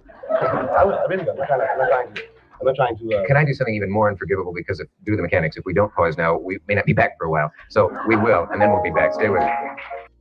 They paused it right when he brought the fact that, again, two foreign tribes, if you know, that's if you believe this story, two foreign tribes brought here, none of them can read the Bible. Both of them have a gun and a cross pointed at them. You know the rest, man. Gentlemen, where were we? I was in the middle of the Psalms of David. Yes. Right? You can be somehow. But I was trying to make a point. The point is this simply: that one began here with a history, an identity, not only inaccessible, but also systematically and deliberately denied and destroyed. The 104 talks about the breakup of the Negro family, and it occurs to me as a very bitter kind of comment on the people who did their best to break up that family. Now to blame the family for being broken up. And suggest he wasn't doing that before I read. Well, there are no male father images. Another thing that America, even to this day, refused to acknowledge the ramifications of these actions. Actions don't just happen, and they don't like. If you don't believe me, go talk to the people of Hiroshima, Japan, right, or Hiroshima, however you want to pronounce it. Ask them if the bomb that was dropped in the 40s don't have ramifications today, right? So we have, again, on record, J. Edgar Hoover and programs that was acknowledged by Patrick Moynihan in the Moynihan Report, which was published under the Department of Labor, where they admit to breaking up the black family and having systematic ways to break up the black family. Now, later on, we have a gender war where the black family is being attacked for not being together. I actually do believe that. Yeah, I do believe that the break up the black family. Is it still happening? Is that still happening? There's no systematic. Oh, absolutely. Is it happening just to the black family still? You had to tell me, like somebody like myself, right? I don't have access to what's going on in other households, except outside of the community that I'm mostly around. Yeah, you got access to your own opinion, though. You don't have to be the thing that. I don't need to be a cat to know that they shit in boxes. Yeah, but for example, right? I remember when I got to Wisconsin, Jay Prince was telling me that everybody in Wisconsin was poor. It was completely fucking false, right? Completely fucking false, right? So, like, and I talk about this all the time. when you look at the average black male between the ages of 65 to 70, they're not living like the average white males. If I go in the South Side of Chicago right now and look at the average black male there between those ages, I go into fucking Burlington, Wisconsin, gonna be complete two different stories. Some of those men never own farms, never own land, never own a meal, don't know how to fucking raise farm and horses and shit. Generations of families have went by not even knowing how to fucking skin fish or even how to swim. Because like I think that some people in this country vastly underestimate how good they have it versus others. You sidestepped the shit out of my question. I don't think I did. I think I gave an example that answers your question. You gave an example about how different people in different places have different outcomes, but my question is I do agree that the black family, at least a few decades ago, was specifically attacked by the government. And you think it's still happening. I would agree. You have with to that. tell me when that agenda changed, right? Because thank you for acknowledging that it happened, right? So you would have to tell me when that agenda changed. I'll tell you what I think. I don't think it changed. I think it expanded. I think that it's aimed at everybody now. I think it started in the black community and it moved to everybody. Why? Actually, let me back that up. I think it started with Native Americans. I'm not gonna lie. I think Native Americans got it worse than everybody anybody else. I mean, that's arguable. Fair enough. On that, I agree. But the other part, I want you to break that down for me. What's that? Which part? You said that at one point the government was attacking African Americans, but now you believe that has been expanded to everyone else. What do you mean by that? So I think ultimately that the agenda is an economic one. I think that prisons are massive profit in many, many ways. And largely this was an economic exploitative push. I think that black families were where it started. Because the best way to gain support for attacking or oppressing somebody else is to make it the other, right? We go to war in Vietnam, it's more stomachable or palatable than if we go to war with people who speak English. I think that within America, the power was with white people, culture was white. If you want to put people in prison for profit, it's going to be an easier sell for it to be black people. I think since then, it's expanded and everybody's really on the agenda. Does that make sense? They'll send me to prison and put me to work making stamps or stamping plates just as fast as you if I get myself in that situation. Actually, let me back out on. I'm going to walk that back. But you understand largely what I'm saying. I think I understand largely what you're saying, but I don't think it changes like black people's situation, because basically what you're saying is they never changed their position about black Americans, right? They just actually changed their position about y'all, right? If you're not, I'm presuming an elite white person, then they changed their position about y'all. So that doesn't really mean that they changed, which would mean that the systemic racism and the practices that they still practice against black people then, because they haven't changed, it would be systematic now. Classes. It's just that now those practices, which was not being placed upon you guys, are now being placed upon some of you guys. And we can now have a conversation about it being expanded, but not equal and not eradicated, which is the conversation that we should be having. I agree. I think that an issue is that the powers that be, right? We both agree there are powers that be that attack families and take advantage of people. I think it's classism. I think it's all about money. I think that attributing race to something that is inherently, I think more demonstrably, motivated by class, I think the race component distracts from the actual problem and everybody loses there. No, I agree. Okay. I agree. Wait, how do you? I Okay. like this Dick Cavett one, but let's go back to Tatum, man. Did we? Oh yes, I didn't mean to distract. I know you're on a time limit or something. Oh no, you're good, bro. No. I usually keep it to 3 hours, so we got like an hour and a half. You know what I'm saying? Oh, okay, you're good to go. White things are right and wrong, and if something's right, it's right, and it's wrong, it's wrong, and that's But it. baby, like we said before, it's really the white person is the problem. Well, Like, yes. The pivotal point in their history was Trayvon Martin, and he had to sit and listen to her. And George Trayvon Zimmerman Martin wasn't even white. killed by police officers. Or a white person. was Zimmerman Mexican. wasn't even really white. Exactly. And Zimmerman that is a point. got off because technically the law was in his favor based on the eyewitness testimony. So it really wasn't. Was George Zimmerman white?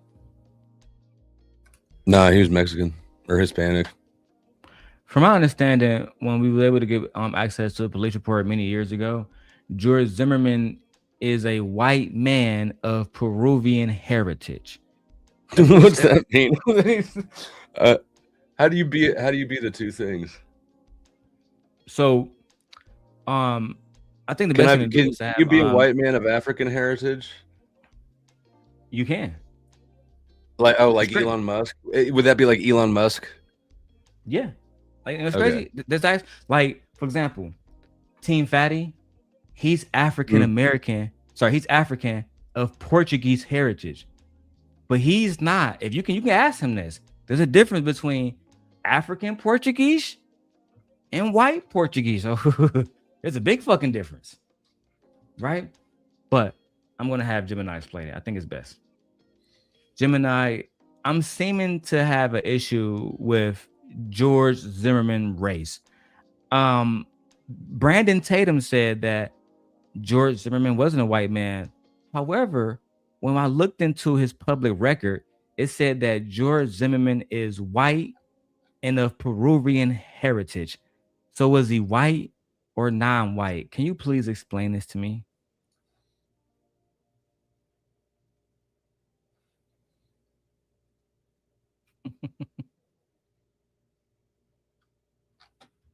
Dun, dun, dun, dun, dun, dun, dun, dun. In the United States demographic system, Hispanic is an ethnicity, not a race, meaning a person can be ethnically Hispanic and racially white. George Zimmerman has a white American father and a Peruvian mother, which is why public and official records categorize him as a white Hispanic. Damn. Commentators like Brandon Tatum emphasize his Hispanic Peruvian background to argue against Damn, describing him Gemini strictly knows you as a too white good. man, while standard government classifications still record his race as white alongside his Hispanic ethnicity. His father is a white American man, but because his mother is a Peruvian woman, we're saying that he's not white. He's both. I mean, I don't know. Yeah. Okay. All right. Let's go. Some crazy injustice that happened. I think it was wrong. I think the guy Zimmerman should have went to prison. Yes. But when you look at the law and you look at the witnesses and what was proven, what wasn't proven, it was really no choice for him to get off. The law says he can stand your ground. Trayvon was beating his head into the ground. Really no choice for him to get off. The law says he can stand your ground. Trayvon was beating his head into the ground. Is that what happened? Not from my understanding. Is that what happened? And that's the part that, truth be told, if this was a different time, I want to handle this a different way for Mr. Tatum. Real talk. You're talking about a dead kid right now, gang. You're saying that Trayvon was beating Mr. Zimmerman head into the ground. Do you know that George Zimmerman was brought on the stand to testify for himself? And by his own account, he said that Trayvon Martin never put a hand on him.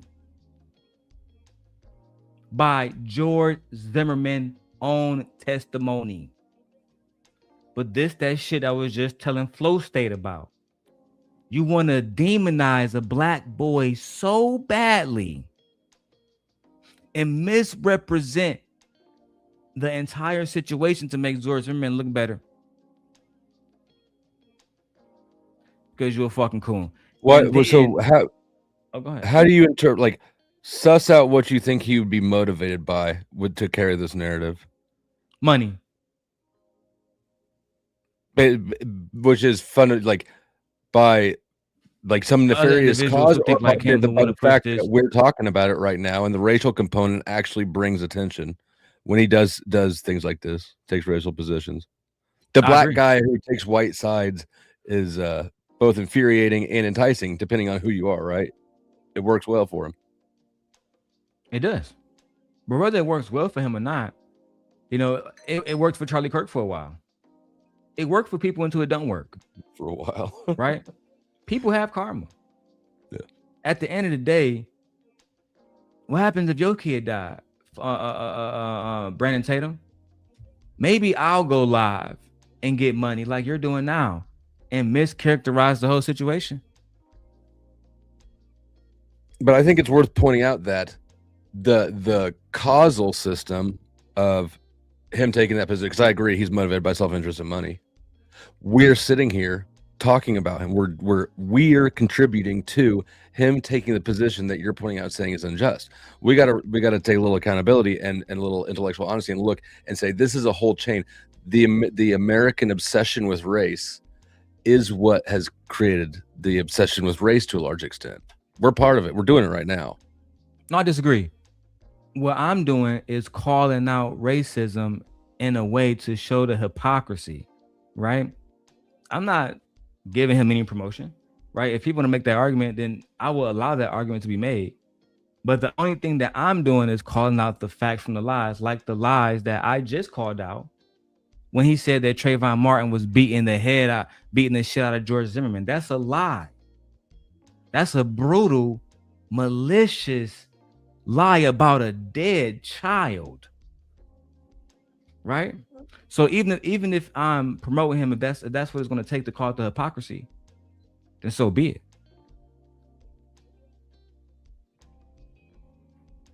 My goal is not to destroy Officer Tatum's channel or to destroy his money. It sounded like My it was, goal is Uh-huh. to be able to talk about situations, right? If I go on Officer Tatum's channel and say, hey, there was also 5 black founding fathers.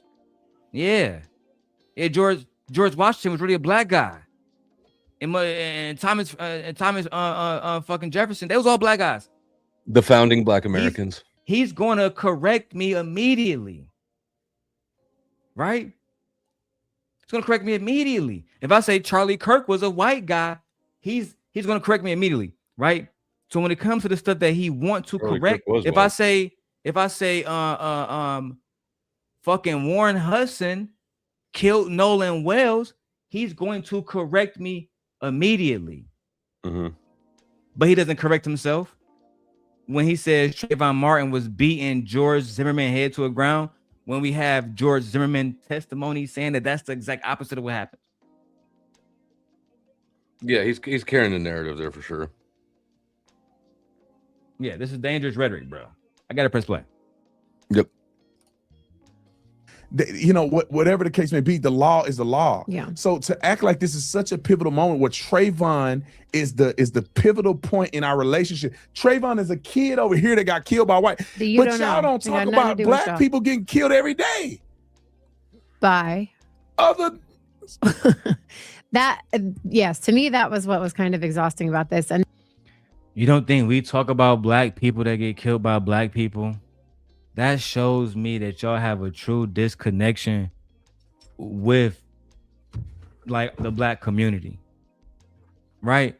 Go talk to a nigga like Meech, Big Meech, and ask him why his mother couldn't teach and be a fucking pastor no more. Why the church didn't allow them in the church. Go ask these people these questions. Everybody wasn't cool with this shit. The same way, right, that if I go to the Italian community and ask them here in Chicago, was all the Italians cool with the way that Al Capone was moving? Was all the Italians cool with all the fucking murder and all the fucking shit that was going on? Were they? I promise you they're gonna say no. Again, I'm a very learned individual. You cannot talk about drugs to me or violence to me, especially in a city like Chicago, without bringing up Al Capone and every other fucking member of the what y'all call it, organized crime, because those not gangs. A group of niggas selling drugs, selling pussy, selling alcohol when it was illegal. That's not a gang. They're organized crime of family. When fucking Bumpy Johnson did it to fucking gang members. It's a problem, bro. It's a problem. We talk about that shit different day. Let's keep going. And then, you know, how the first video, they were like, and we don't make jokes about the other's cultures. And we don't let our family make jokes about each other's cultures. And I'm like, me and your black mama, we make jokes about everybody together. Everybody. Yeah, I heard that too. I heard that thing. We make jokes about black people. I've been married to a white woman about... long enough with that I hear the smoke detectors now. I'm like, don't you hear that, Brandon? You don't hear that? You're bragging about making jokes about people of different ethnicities. Yeah, me and my wife, we make fun of black people, Mexicans, fucking Jews, everybody. What does that say about you, really? Are you trying to give us some type of you're an equal accountability partner, motherfucker? So that means that you're not racist when you get online and all your content is specifically about black topics. It's not about the two white women that are leading the nation in coverage right now. Matter of fact, let me show y'all that. Because you're not going to see it on Brandon Tatum show. Let me just at least give y'all the news story. I think her name is Lindsay. Somebody else put it in my chat. Somebody's put it in my chat. I know it's gonna pop up immediately as soon as I put Lindsay Clancy. Damn, it popped up immediately, guys. Why? Because her trial is #1 trial in the country right now. But as usually you don't see angry man talking about it. You don't see these black individuals talking about it, right? You don't see Officer Tatum and his white wife talking about it. Even though when I type in her name, Lindsay Clancy, motherfucker, nigga, it's content for days on her. Let's watch the trial real quick. It's the case that has ignited a national conversation about postpartum mental health. People weighing in on TikTok. So I can't stop obsessing about the amount of medication that she was on. Lindsay Clancy is 100% guilty and should be criminally charged. She was failed by the medical community and she was failed by her husband. The mother of Lindsay Clancy, the Massachusetts woman on trial. Not the father being blamed for his kids being deleted by they crazy ass motherfucking mama. I'll be damned. I say where was the dad? Where was the dad with this? You said who was the father? Where was he in this situation when she killed all the kids? I think he was at work. Okay. Oh, this shitty surprise from Yeah, but I wish that even though he was at work, I check my cameras and I be out, bro. You know what I'm saying? I get like a notification when people go in different rooms. I wish he would have called the police or something, because I mean, I can see saying that he, like, if she's this, I don't blame him at all, bro. For the record, you don't. I don't. I think that probably if you've got a chick who's this nuts, you ignored some warning signs. You think so? You think? Because that's what they saying. That's the main argument, bro. I mean, I don't think that he should be held like legally responsible for anything. But I'm just saying, if we're really chopping up, like, how the fuck do you have somebody that crazy and you didn't notice? Well, they saying with postpartum, a lot of like that shit we don't see. A lot of men, we go to work, we come back, we don't give a fuck. That's how they really flaming the husband. But I think that if we was sympathetic to fucking Jeff Metcalf, who called Carmelo the watermelon felon, then I'm gonna be sympathetic to this father who not just lost one fucking kid, he lost 3 babies, bro. Babies. Yeah, like, I don't give a fuck what race he is, cause if a nigga lose 3 kids that's barely out of diapers, bro, man, he got my sympathies, cuz. Yeah, no, mine too. That shit's fucked, bro. Now I'm with you. Maybe he should have saw Shorty was crazy. We'll talk about that a different day. But I know who not gonna talk about it is Officer Tatum. 3 children took the stand in her daughter's defense. 100% guilty and should be criminally charged. She was failed by the medical community and she was failed by her husband. The mother of Lindsay Clancy, the Massachusetts woman on trial for killing her 3 children, took the stand in her daughter's defense. I remember her saying, I just have to tell you guys something. And then she told us. What did she tell you? She told us that she had thoughts of harming the children.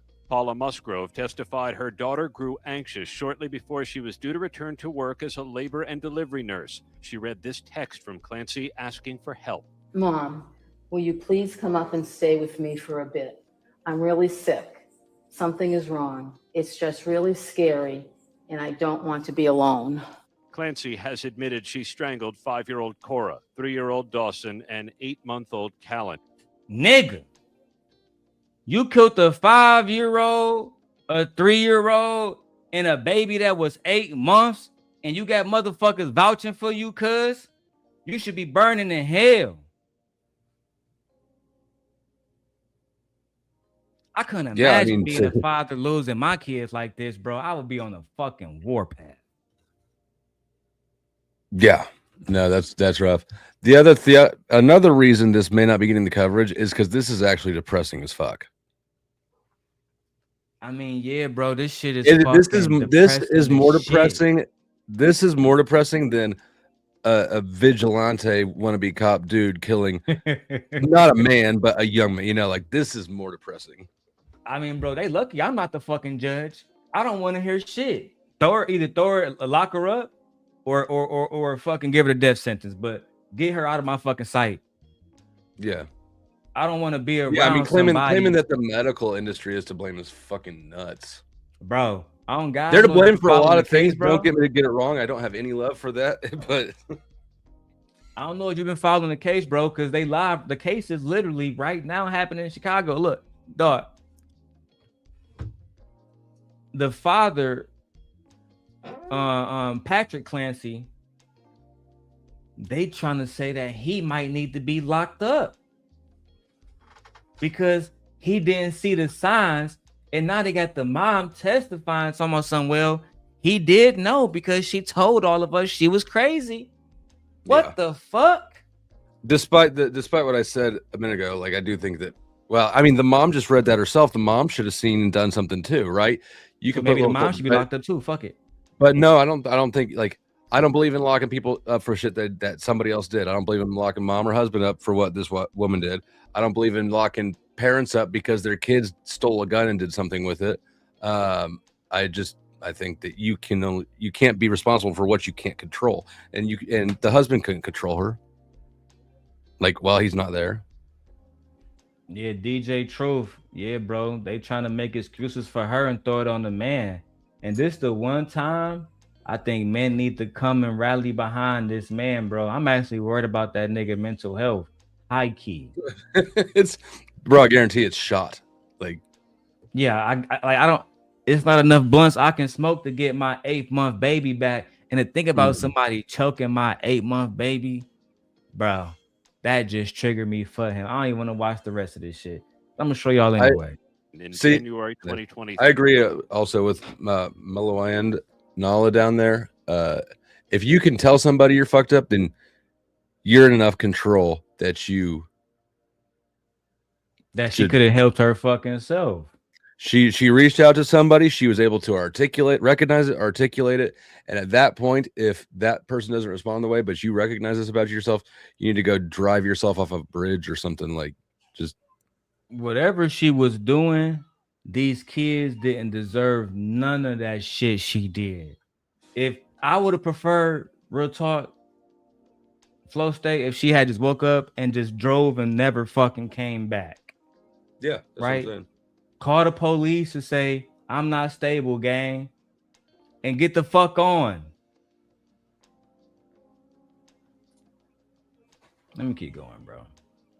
3, but has asserted an insanity defense, arguing a combination of psychiatric drugs prescribed after the birth of her 3rd child made her postpartum psychosis worse. She said that she couldn't remember anything. The medication was pretty much just destroying her mind, and it wasn't her. She said, this isn't me. I just want to feel better and enjoy my kids again. One of Clancy's former co-workers recalled telling her about Andrea Yates, the Texas mother who drowned her 5 children in 2001. She cried and she said, how could a mother hurt her children?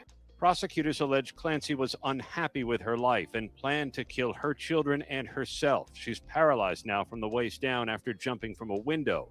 Prosecutors rested their case after this bitch testimony from more than 70 witnesses that sometimes left Clancy in tears. Bruising or abrasions. And what about injuries? All right, counsel,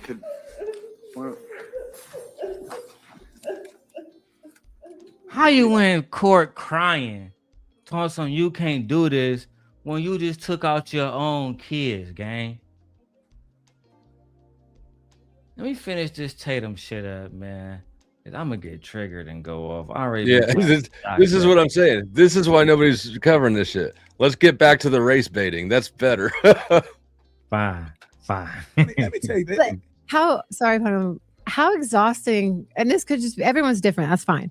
But how exhausting to be in like a relationship where you can't joke about each other's cultures. Like if I was married to an Indian or a Mexican, like, you know what I mean? My sister-in-law's Mexican and we make jokes about each other's cultures. Like this. You know why you're not making those jokes now? Why you can't make an example of those jokes? Because you don't want to get your fucking husband canceled. That's why. And you don't want to have a fucking million clips on World Star and Spiritual World and every other fucking network on fucking Instagram clipping you. You don't want that. That's why you say you make those jokes. Always be crazy. Like I used to tell Fatty when he was like, "Oh yeah, it was just a joke." Okay, if it was just a joke, repeat the joke then. Make us laugh. Make me laugh. I don't think are people still getting canceled for racial insensitivity? I think racism is basically acceptable now. Look at Myron Gaines. That motherfucker's racist all over the place. He's huge podcast. But he has an audience that's predominantly white. I'll give you a good example. Brian McKnight, right? Brian McKnight was one of black people's fucking pillars of R&B. And then he got with a white woman, named his new kid Brian McKnight. And the black people turn their back on him to the point where he can't even fucking sell a fucking show now. And because his audience, because his music was predominantly R&B, which is, you know, at that point was very, very, very black. Most of his audience was black women, not even black men. So once he lost that audience, he was fucked. I mean, like super fucked. Yeah. But I agree. Myron and Fresh, they still got like 8 white women and black women around them every day. Those guys are gonna be fine. I'm saying Anton Daniels, I'll talk about it. I had Tommy here the other day. Tommy wanted me to come in the show. I probably won't make it this week because it's tonight, but I might go next Tuesday. But Tommy has black women around him to this day. You know what I'm saying? So I think that you can carry out racist propaganda. Like I've never really had a lot of good things to say about white women. However, white women still like me. It's a real paradox. It's hard to even explain, to be honest, in a logical way. It really is, bro. I don't know how to explain it. It doesn't need to be logical. I get it. I've experienced similar things. Some things aren't logical. Unfortunately. Like living in a Fabergé egg, you know what I mean? Like living in just being so fragile where nothing is funny. But then I don't think they played it yet. We're gonna play it. Let's go. Don't get to the joke part soon because they're about to play it right now. The joke hypocrisy part. That's my 4th segment. I have all this scripted. But let me say this: if I have a white woman, I'm not gonna be like, "Yeah, coleslaw, bitch." It's potato salad. Get that shit. Yeah. You potato salad, pumpkin spice drinking bitch. So, like, I wouldn't find that funny if I loved a fucking white woman and I'm making jokes like that. I would find that to be degrading to her. I don't know. I love white women and I find it funny. Yeah, but let's say if you was dating a black woman, would you be like, you fucking fried chicken eating bitch? No, but I probably asked to touch her hair a lot. Yeah, but that's more of some woman shit because there's women of all races who don't like that shit, if I'm being perfectly frank, right? Yeah. But she's saying making jokes about their culture and race. that's something different. You know, I think walk up that to a Spanish woman in Chicago and touch her hair. That's an instant ass whooping. I think that if you're with somebody, like the mutual understanding would be that you're with that person, right? Like you're not actually disparaging them because you chose to spend your life with them, and that any jokes about their cultural heritage is in good fun because you're part of that partnership more than you're like part of whatever Mexicanness or, you know, whatever it is. Like, this is the life you chose to have with that person. I think at that point, I don't know. No, see, I think that's where it differ. And maybe because I don't have like too much experience with that. But if I had a white woman, I'm still a black man first. I'm still African American first. My culture still matters to me even more in this relationship. My descendants matters, you know what I'm saying? And my ancestors matter to me too. So to me, hold on. Your identity as a black person matters more to you than the relationship you're in. I would never be in a relationship with somebody who cared more about their race than about the relationship that they were in with me. That's probably why I can't be with a white person, because that's how I am. I wasn't, you know, it wouldn't have worked out between us anyways. I'm just saying. Yeah, that's a standard expectation. Like, that's an expectation where our starting points is just completely opposite. I would never consider being in. Yeah. Oh yeah, bro. Like I always tell people when I came to YouTube, I was pushing black superiority. One could have said I was a racist, but the thing about it is I was a realist, and I still feel like I am a realist, and I'm a friendly, mostly logical guy when I want to be. The whole thing is this: that's where I start, end, and begin every damn thing. Right? As a black man, I can't see myself and identify another way. Maybe I was programmed that way, but it is what it is now. That's why every woman I've had children with has been black women. The one that they can say is somewhat mixed is my ex Janine. She's black and she's Creole, but both of her fucking parents are black. You know what I'm saying? So, and her father was from the Dominican Republic, right? So he was whatever you want to say about that. But outside of that, everybody else was just black. It wasn't that I was racist. I've had a lot of white girls I actually liked. I liked a girl named Hannah. She was from Frankenmuth, Michigan. Fucking father called me the N-word. Shout out to Hannah from Michigan. Bro, she had big titties. She was very pretty. She was tall. She was gorgeous. Right? It was she, you know, it's crazy. She stopped fucking with me because of the situation with her dad. That's 100% facts on everything, bro. I couldn't believe that shit. As a matter of fact, I was mad at her for not being a fucking adult and saying, "What the fuck? Who the fuck about your dad thing? You a grown ass woman." But it is what it is, bro. You know what I'm saying? It's the past. I'm married now. Exhibit A and B, because to be honest, when they say we don't joke about each other's culture in front of the kids, it's really white men better not joke about black people at all. Yeah. Man, listen, these are the two clips we found. But that mentality is the white daddy can't joke about black mommy because white daddy's better. Right. Right? Because you can't punch down. You can't joke down. White daddy's better than us, so he can't make jokes about us because that's not funny. And watch what they do. That is so inherently racist and disgusting to me because I don't think black people are better than me, so therefore I can joke about them. Yeah, it's fair It's game. a joke. We're all the It's same. funny. It's fair game. Wrote a clip on After 10 years, I've never seen Brian do this until today. He's been doing it forever. Consistently. You're around my people, you know, my people. I realize that Brian forces adapt. Not forces, transition. Because y'all not about to Obama me. You know what I'm saying? You know you know that part where Obama's like, you know, going through the line of people and then sees a white guy and he's like, I refuse. That's not happening to me. So how in the world do you do this? Okay, it's actually really simple. Hey. So they go with the whole white, but to pause it. Yeah. So you got the white man that goes around a making the black handshake. family, and he now got to dap up black people because that's what they do. But I don't. What's the problem, Tatum? What's the problem? When I step into another man's house, I abide by the traditions and rules of his house. Funny enough, my wife has a friend named Amber who has a white husband. We just went to go visit them maybe about a year ago now. he said, Darrel, I know you smoke a lot, Darrel. I heard you smoke every fucking day. I said, yeah, I do. He said, we can't smoke in this house. I mean, why not? Well, my daughter just had kids. My grandkids are here. So I can't allow that. You know what I did? Respected his fucking house. I didn't say, come on now, you trying to treat me like a nigga because you a white man? I don't give a fuck about that. This is a man. This is a man who has built his home with his family. He's asking for something that's really trivial. Can you go and just smoke outside, smoke in your car, smoke in the backyard, do any fucking thing except smoke in the house? I said, okay, yeah. That's easy to abide by. He didn't say, hey, there's a toilet in the backyard that say niggas only. You got to use that toilet. He didn't say that. I mean, sometimes there's a difference between like respect and just getting along with the family. That's why I see that video as he's just getting along with the family, man. My bad. Go ahead, Flo State. My bad, bro.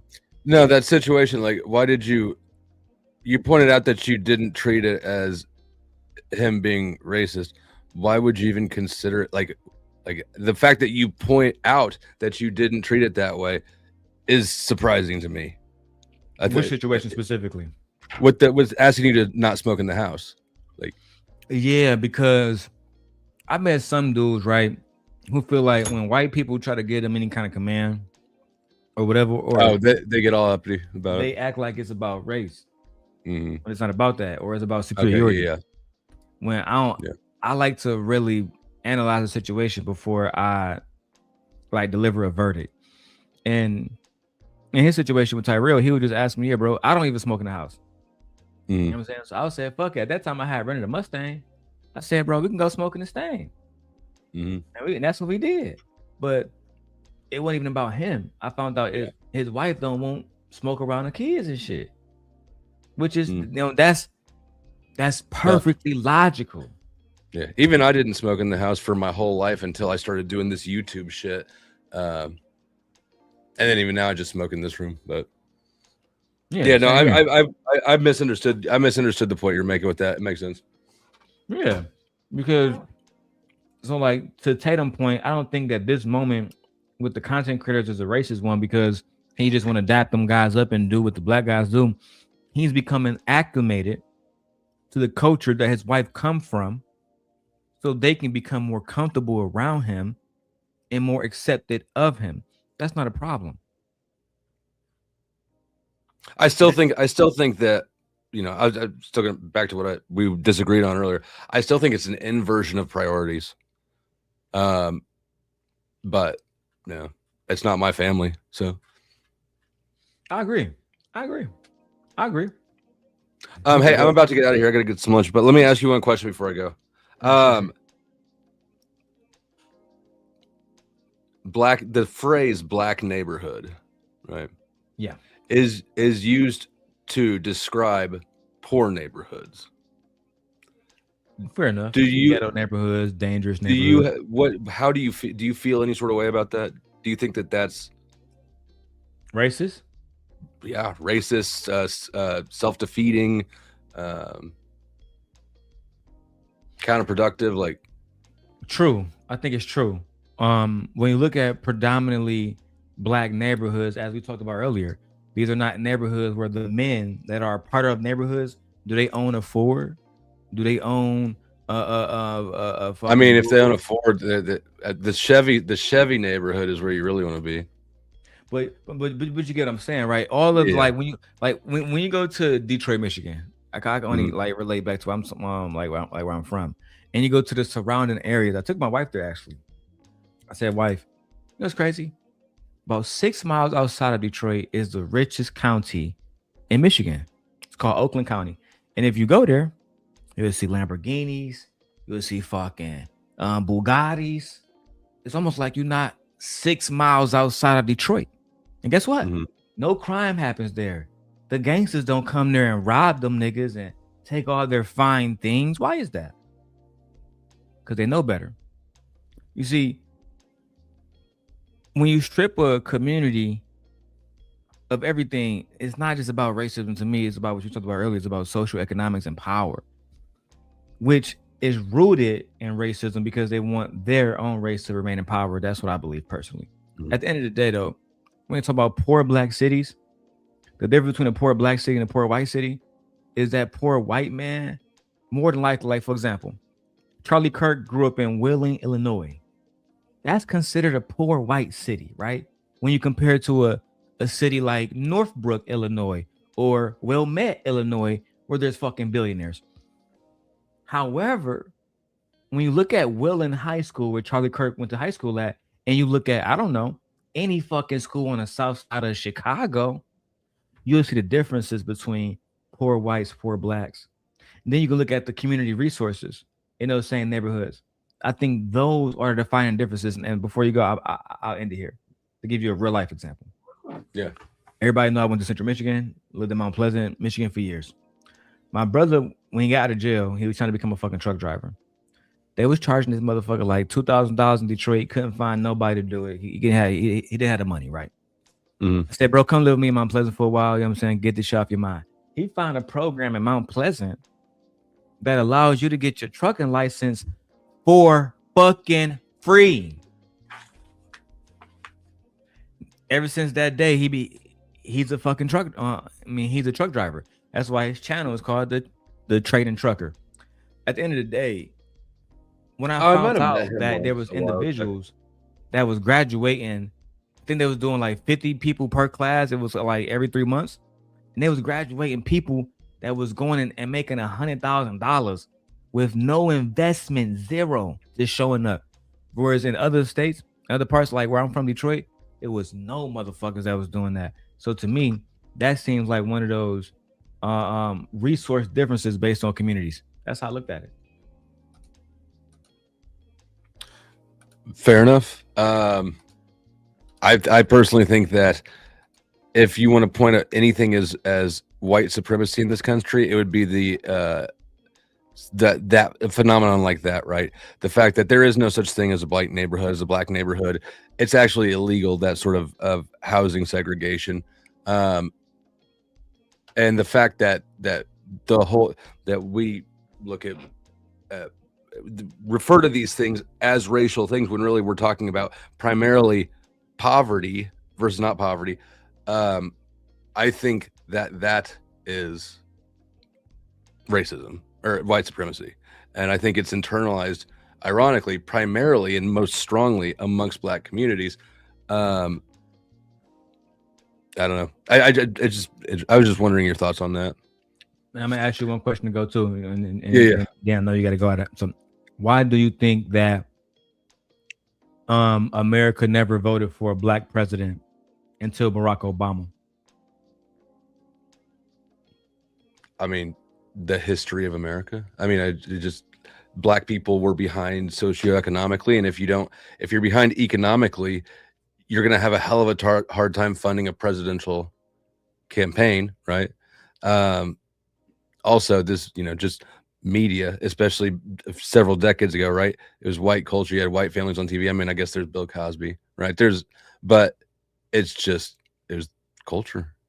I mean, I don't know that there's a single answer racial to that element to why we didn't have black presidents outside of economics. I think that it would not sell. Yeah, I think that it wouldn't sell as well to the general public. Is that because of economics or racism? I think that the economics is what would prevent them from getting into a position where they're in the first place. But I think that the reason it would not sell as well is racial prejudice. Do you think a black person in 1932 would have won Mississippi if they were financially straight? No. Why not? Because of racism. Let's say if a black person was financially straight, would they be able to go up against a white counterpart? Today? When we had our first president up until Barack Obama. No. That's the point, my brother. The financial thing is more but when are we now? We're now. We are now. Now we have I think today they would. In fact, I've never seen anybody who had more popular support. I mean, Barack Obama's a rock star. Only president I've ever seen. He's campaigning, not even president his first term yet. And there's people running around with T-shirts of his face on it, like he's Tupac or something. We just saw people vote in President Trump, who promised not to go to war, promised to bring down groceries, promised to bring down gas, promised not to have our troops dying, all of which he has failed on simply because they didn't want a black woman in office. That's just the facts. I mean, that's not the facts. Kamala, that's not the facts right there. There's a lot of shit to hate about Kamala besides her race or her sex. Maybe I should invite you for it, and we can do a debate on it. I would love to debate you. Okay. I mean, I will debate that. That would actually be interesting. I'm setting up a lot more debates lately. I've been seeing some of it. I'll be out the way. I'll be seeing you over there doing your thing. Sometimes you be with the Untouchables, and you be with some other people too. Sometimes. I just got back from I did some debates at Debaticon, the event before it in Dallas recently, and then looks like on the 11th I'll probably be in Nashville debating, hopefully debating Enrique Tarrio, the president of the Proud Boys, the Puerto Rican guy. Yeah. So it's about 80% sure it's locked. It's not all the way locked in yet, but I'm hoping to about. And the topic would be whether, because I'm sure we both think that January 6th was a honeypot, but I think Trump was in on it and lured people, and he is a pro-Trump person. So, but yeah, anyways, if you want to do a debate sometime, let's do it. We can set it up. All right, man. Get in contact with me and I'll be in touch with you too. Thank you for having me. I appreciate you, man. That was a good conversation, guys. Let's go ahead and wrap up Officer Tatum's wife, though. Let's go. Really know that's, to me, that's not like a bad thing. It's like you just get in where you fit in. Right. Like if that's what they do, this is what we do here. But the whole conversation that even had about that, as if your people are different than my people and you got to dap it up when you come over our house. But they don't have no videos of her going to the white side of the family. I have not seen no white people in none of their videos. Nobody from his family. Let's go to the other one where.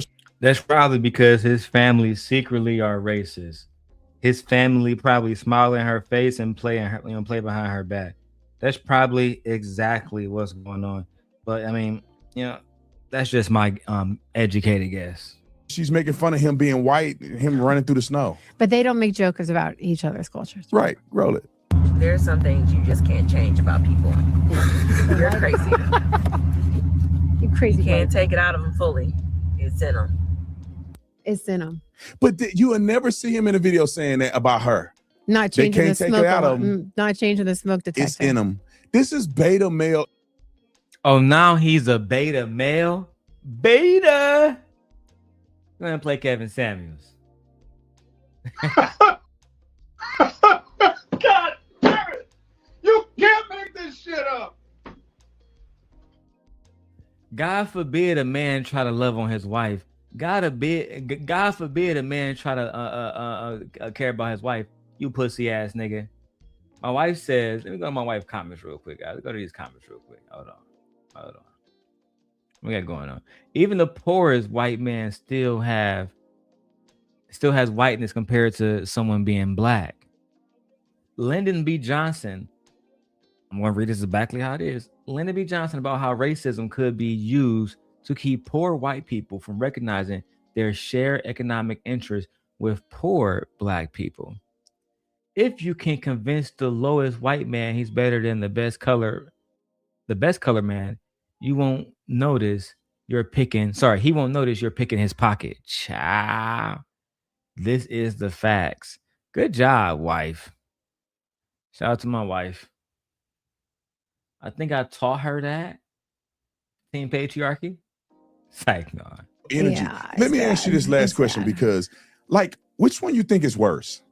Do you think the white man married to the black woman with mixed kids are worse than the black man married to the white woman? Why is that even a question? You know how weird that is? Hey, which one is worse? The black man married to the white woman with kids or the black woman married to the white man with kids? Which one was? Which one was? I also don't know.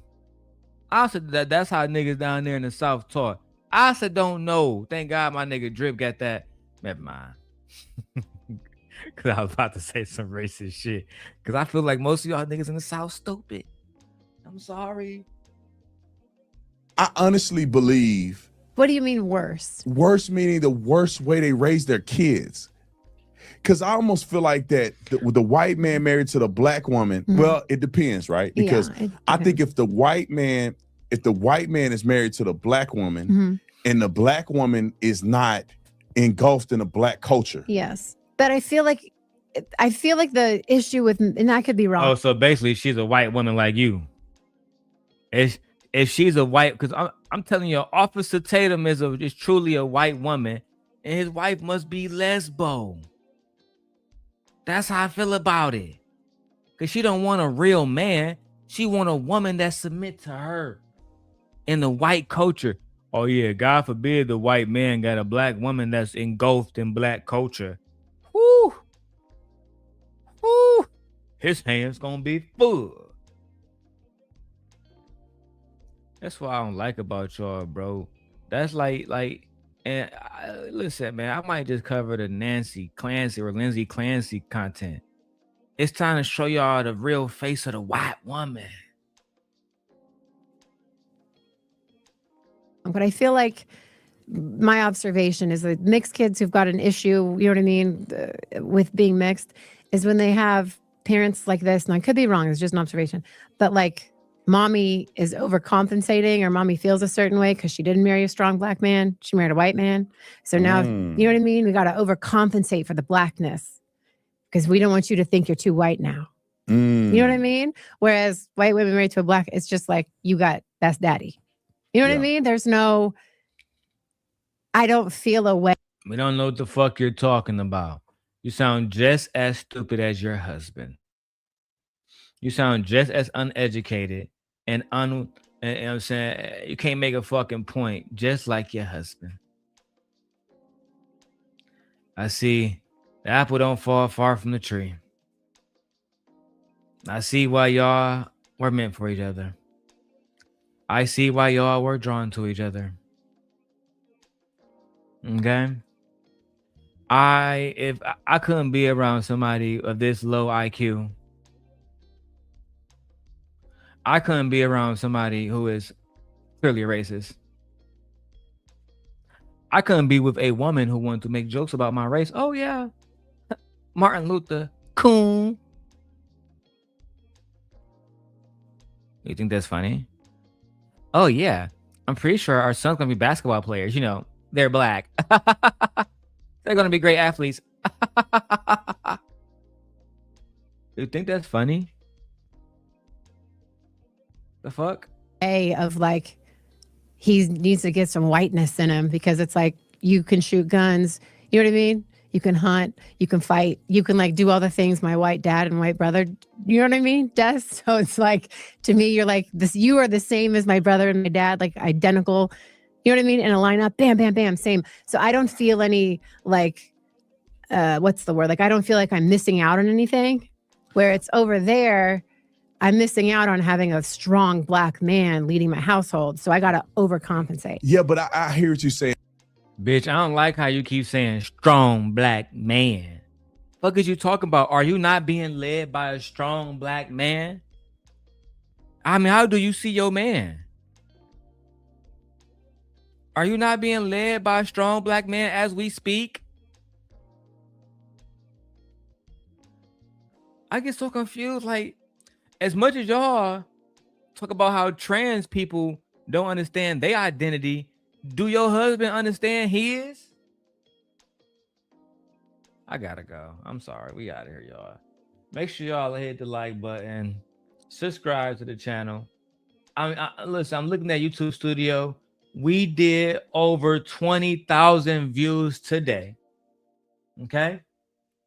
We are getting more subscribers. The algorithm loves us.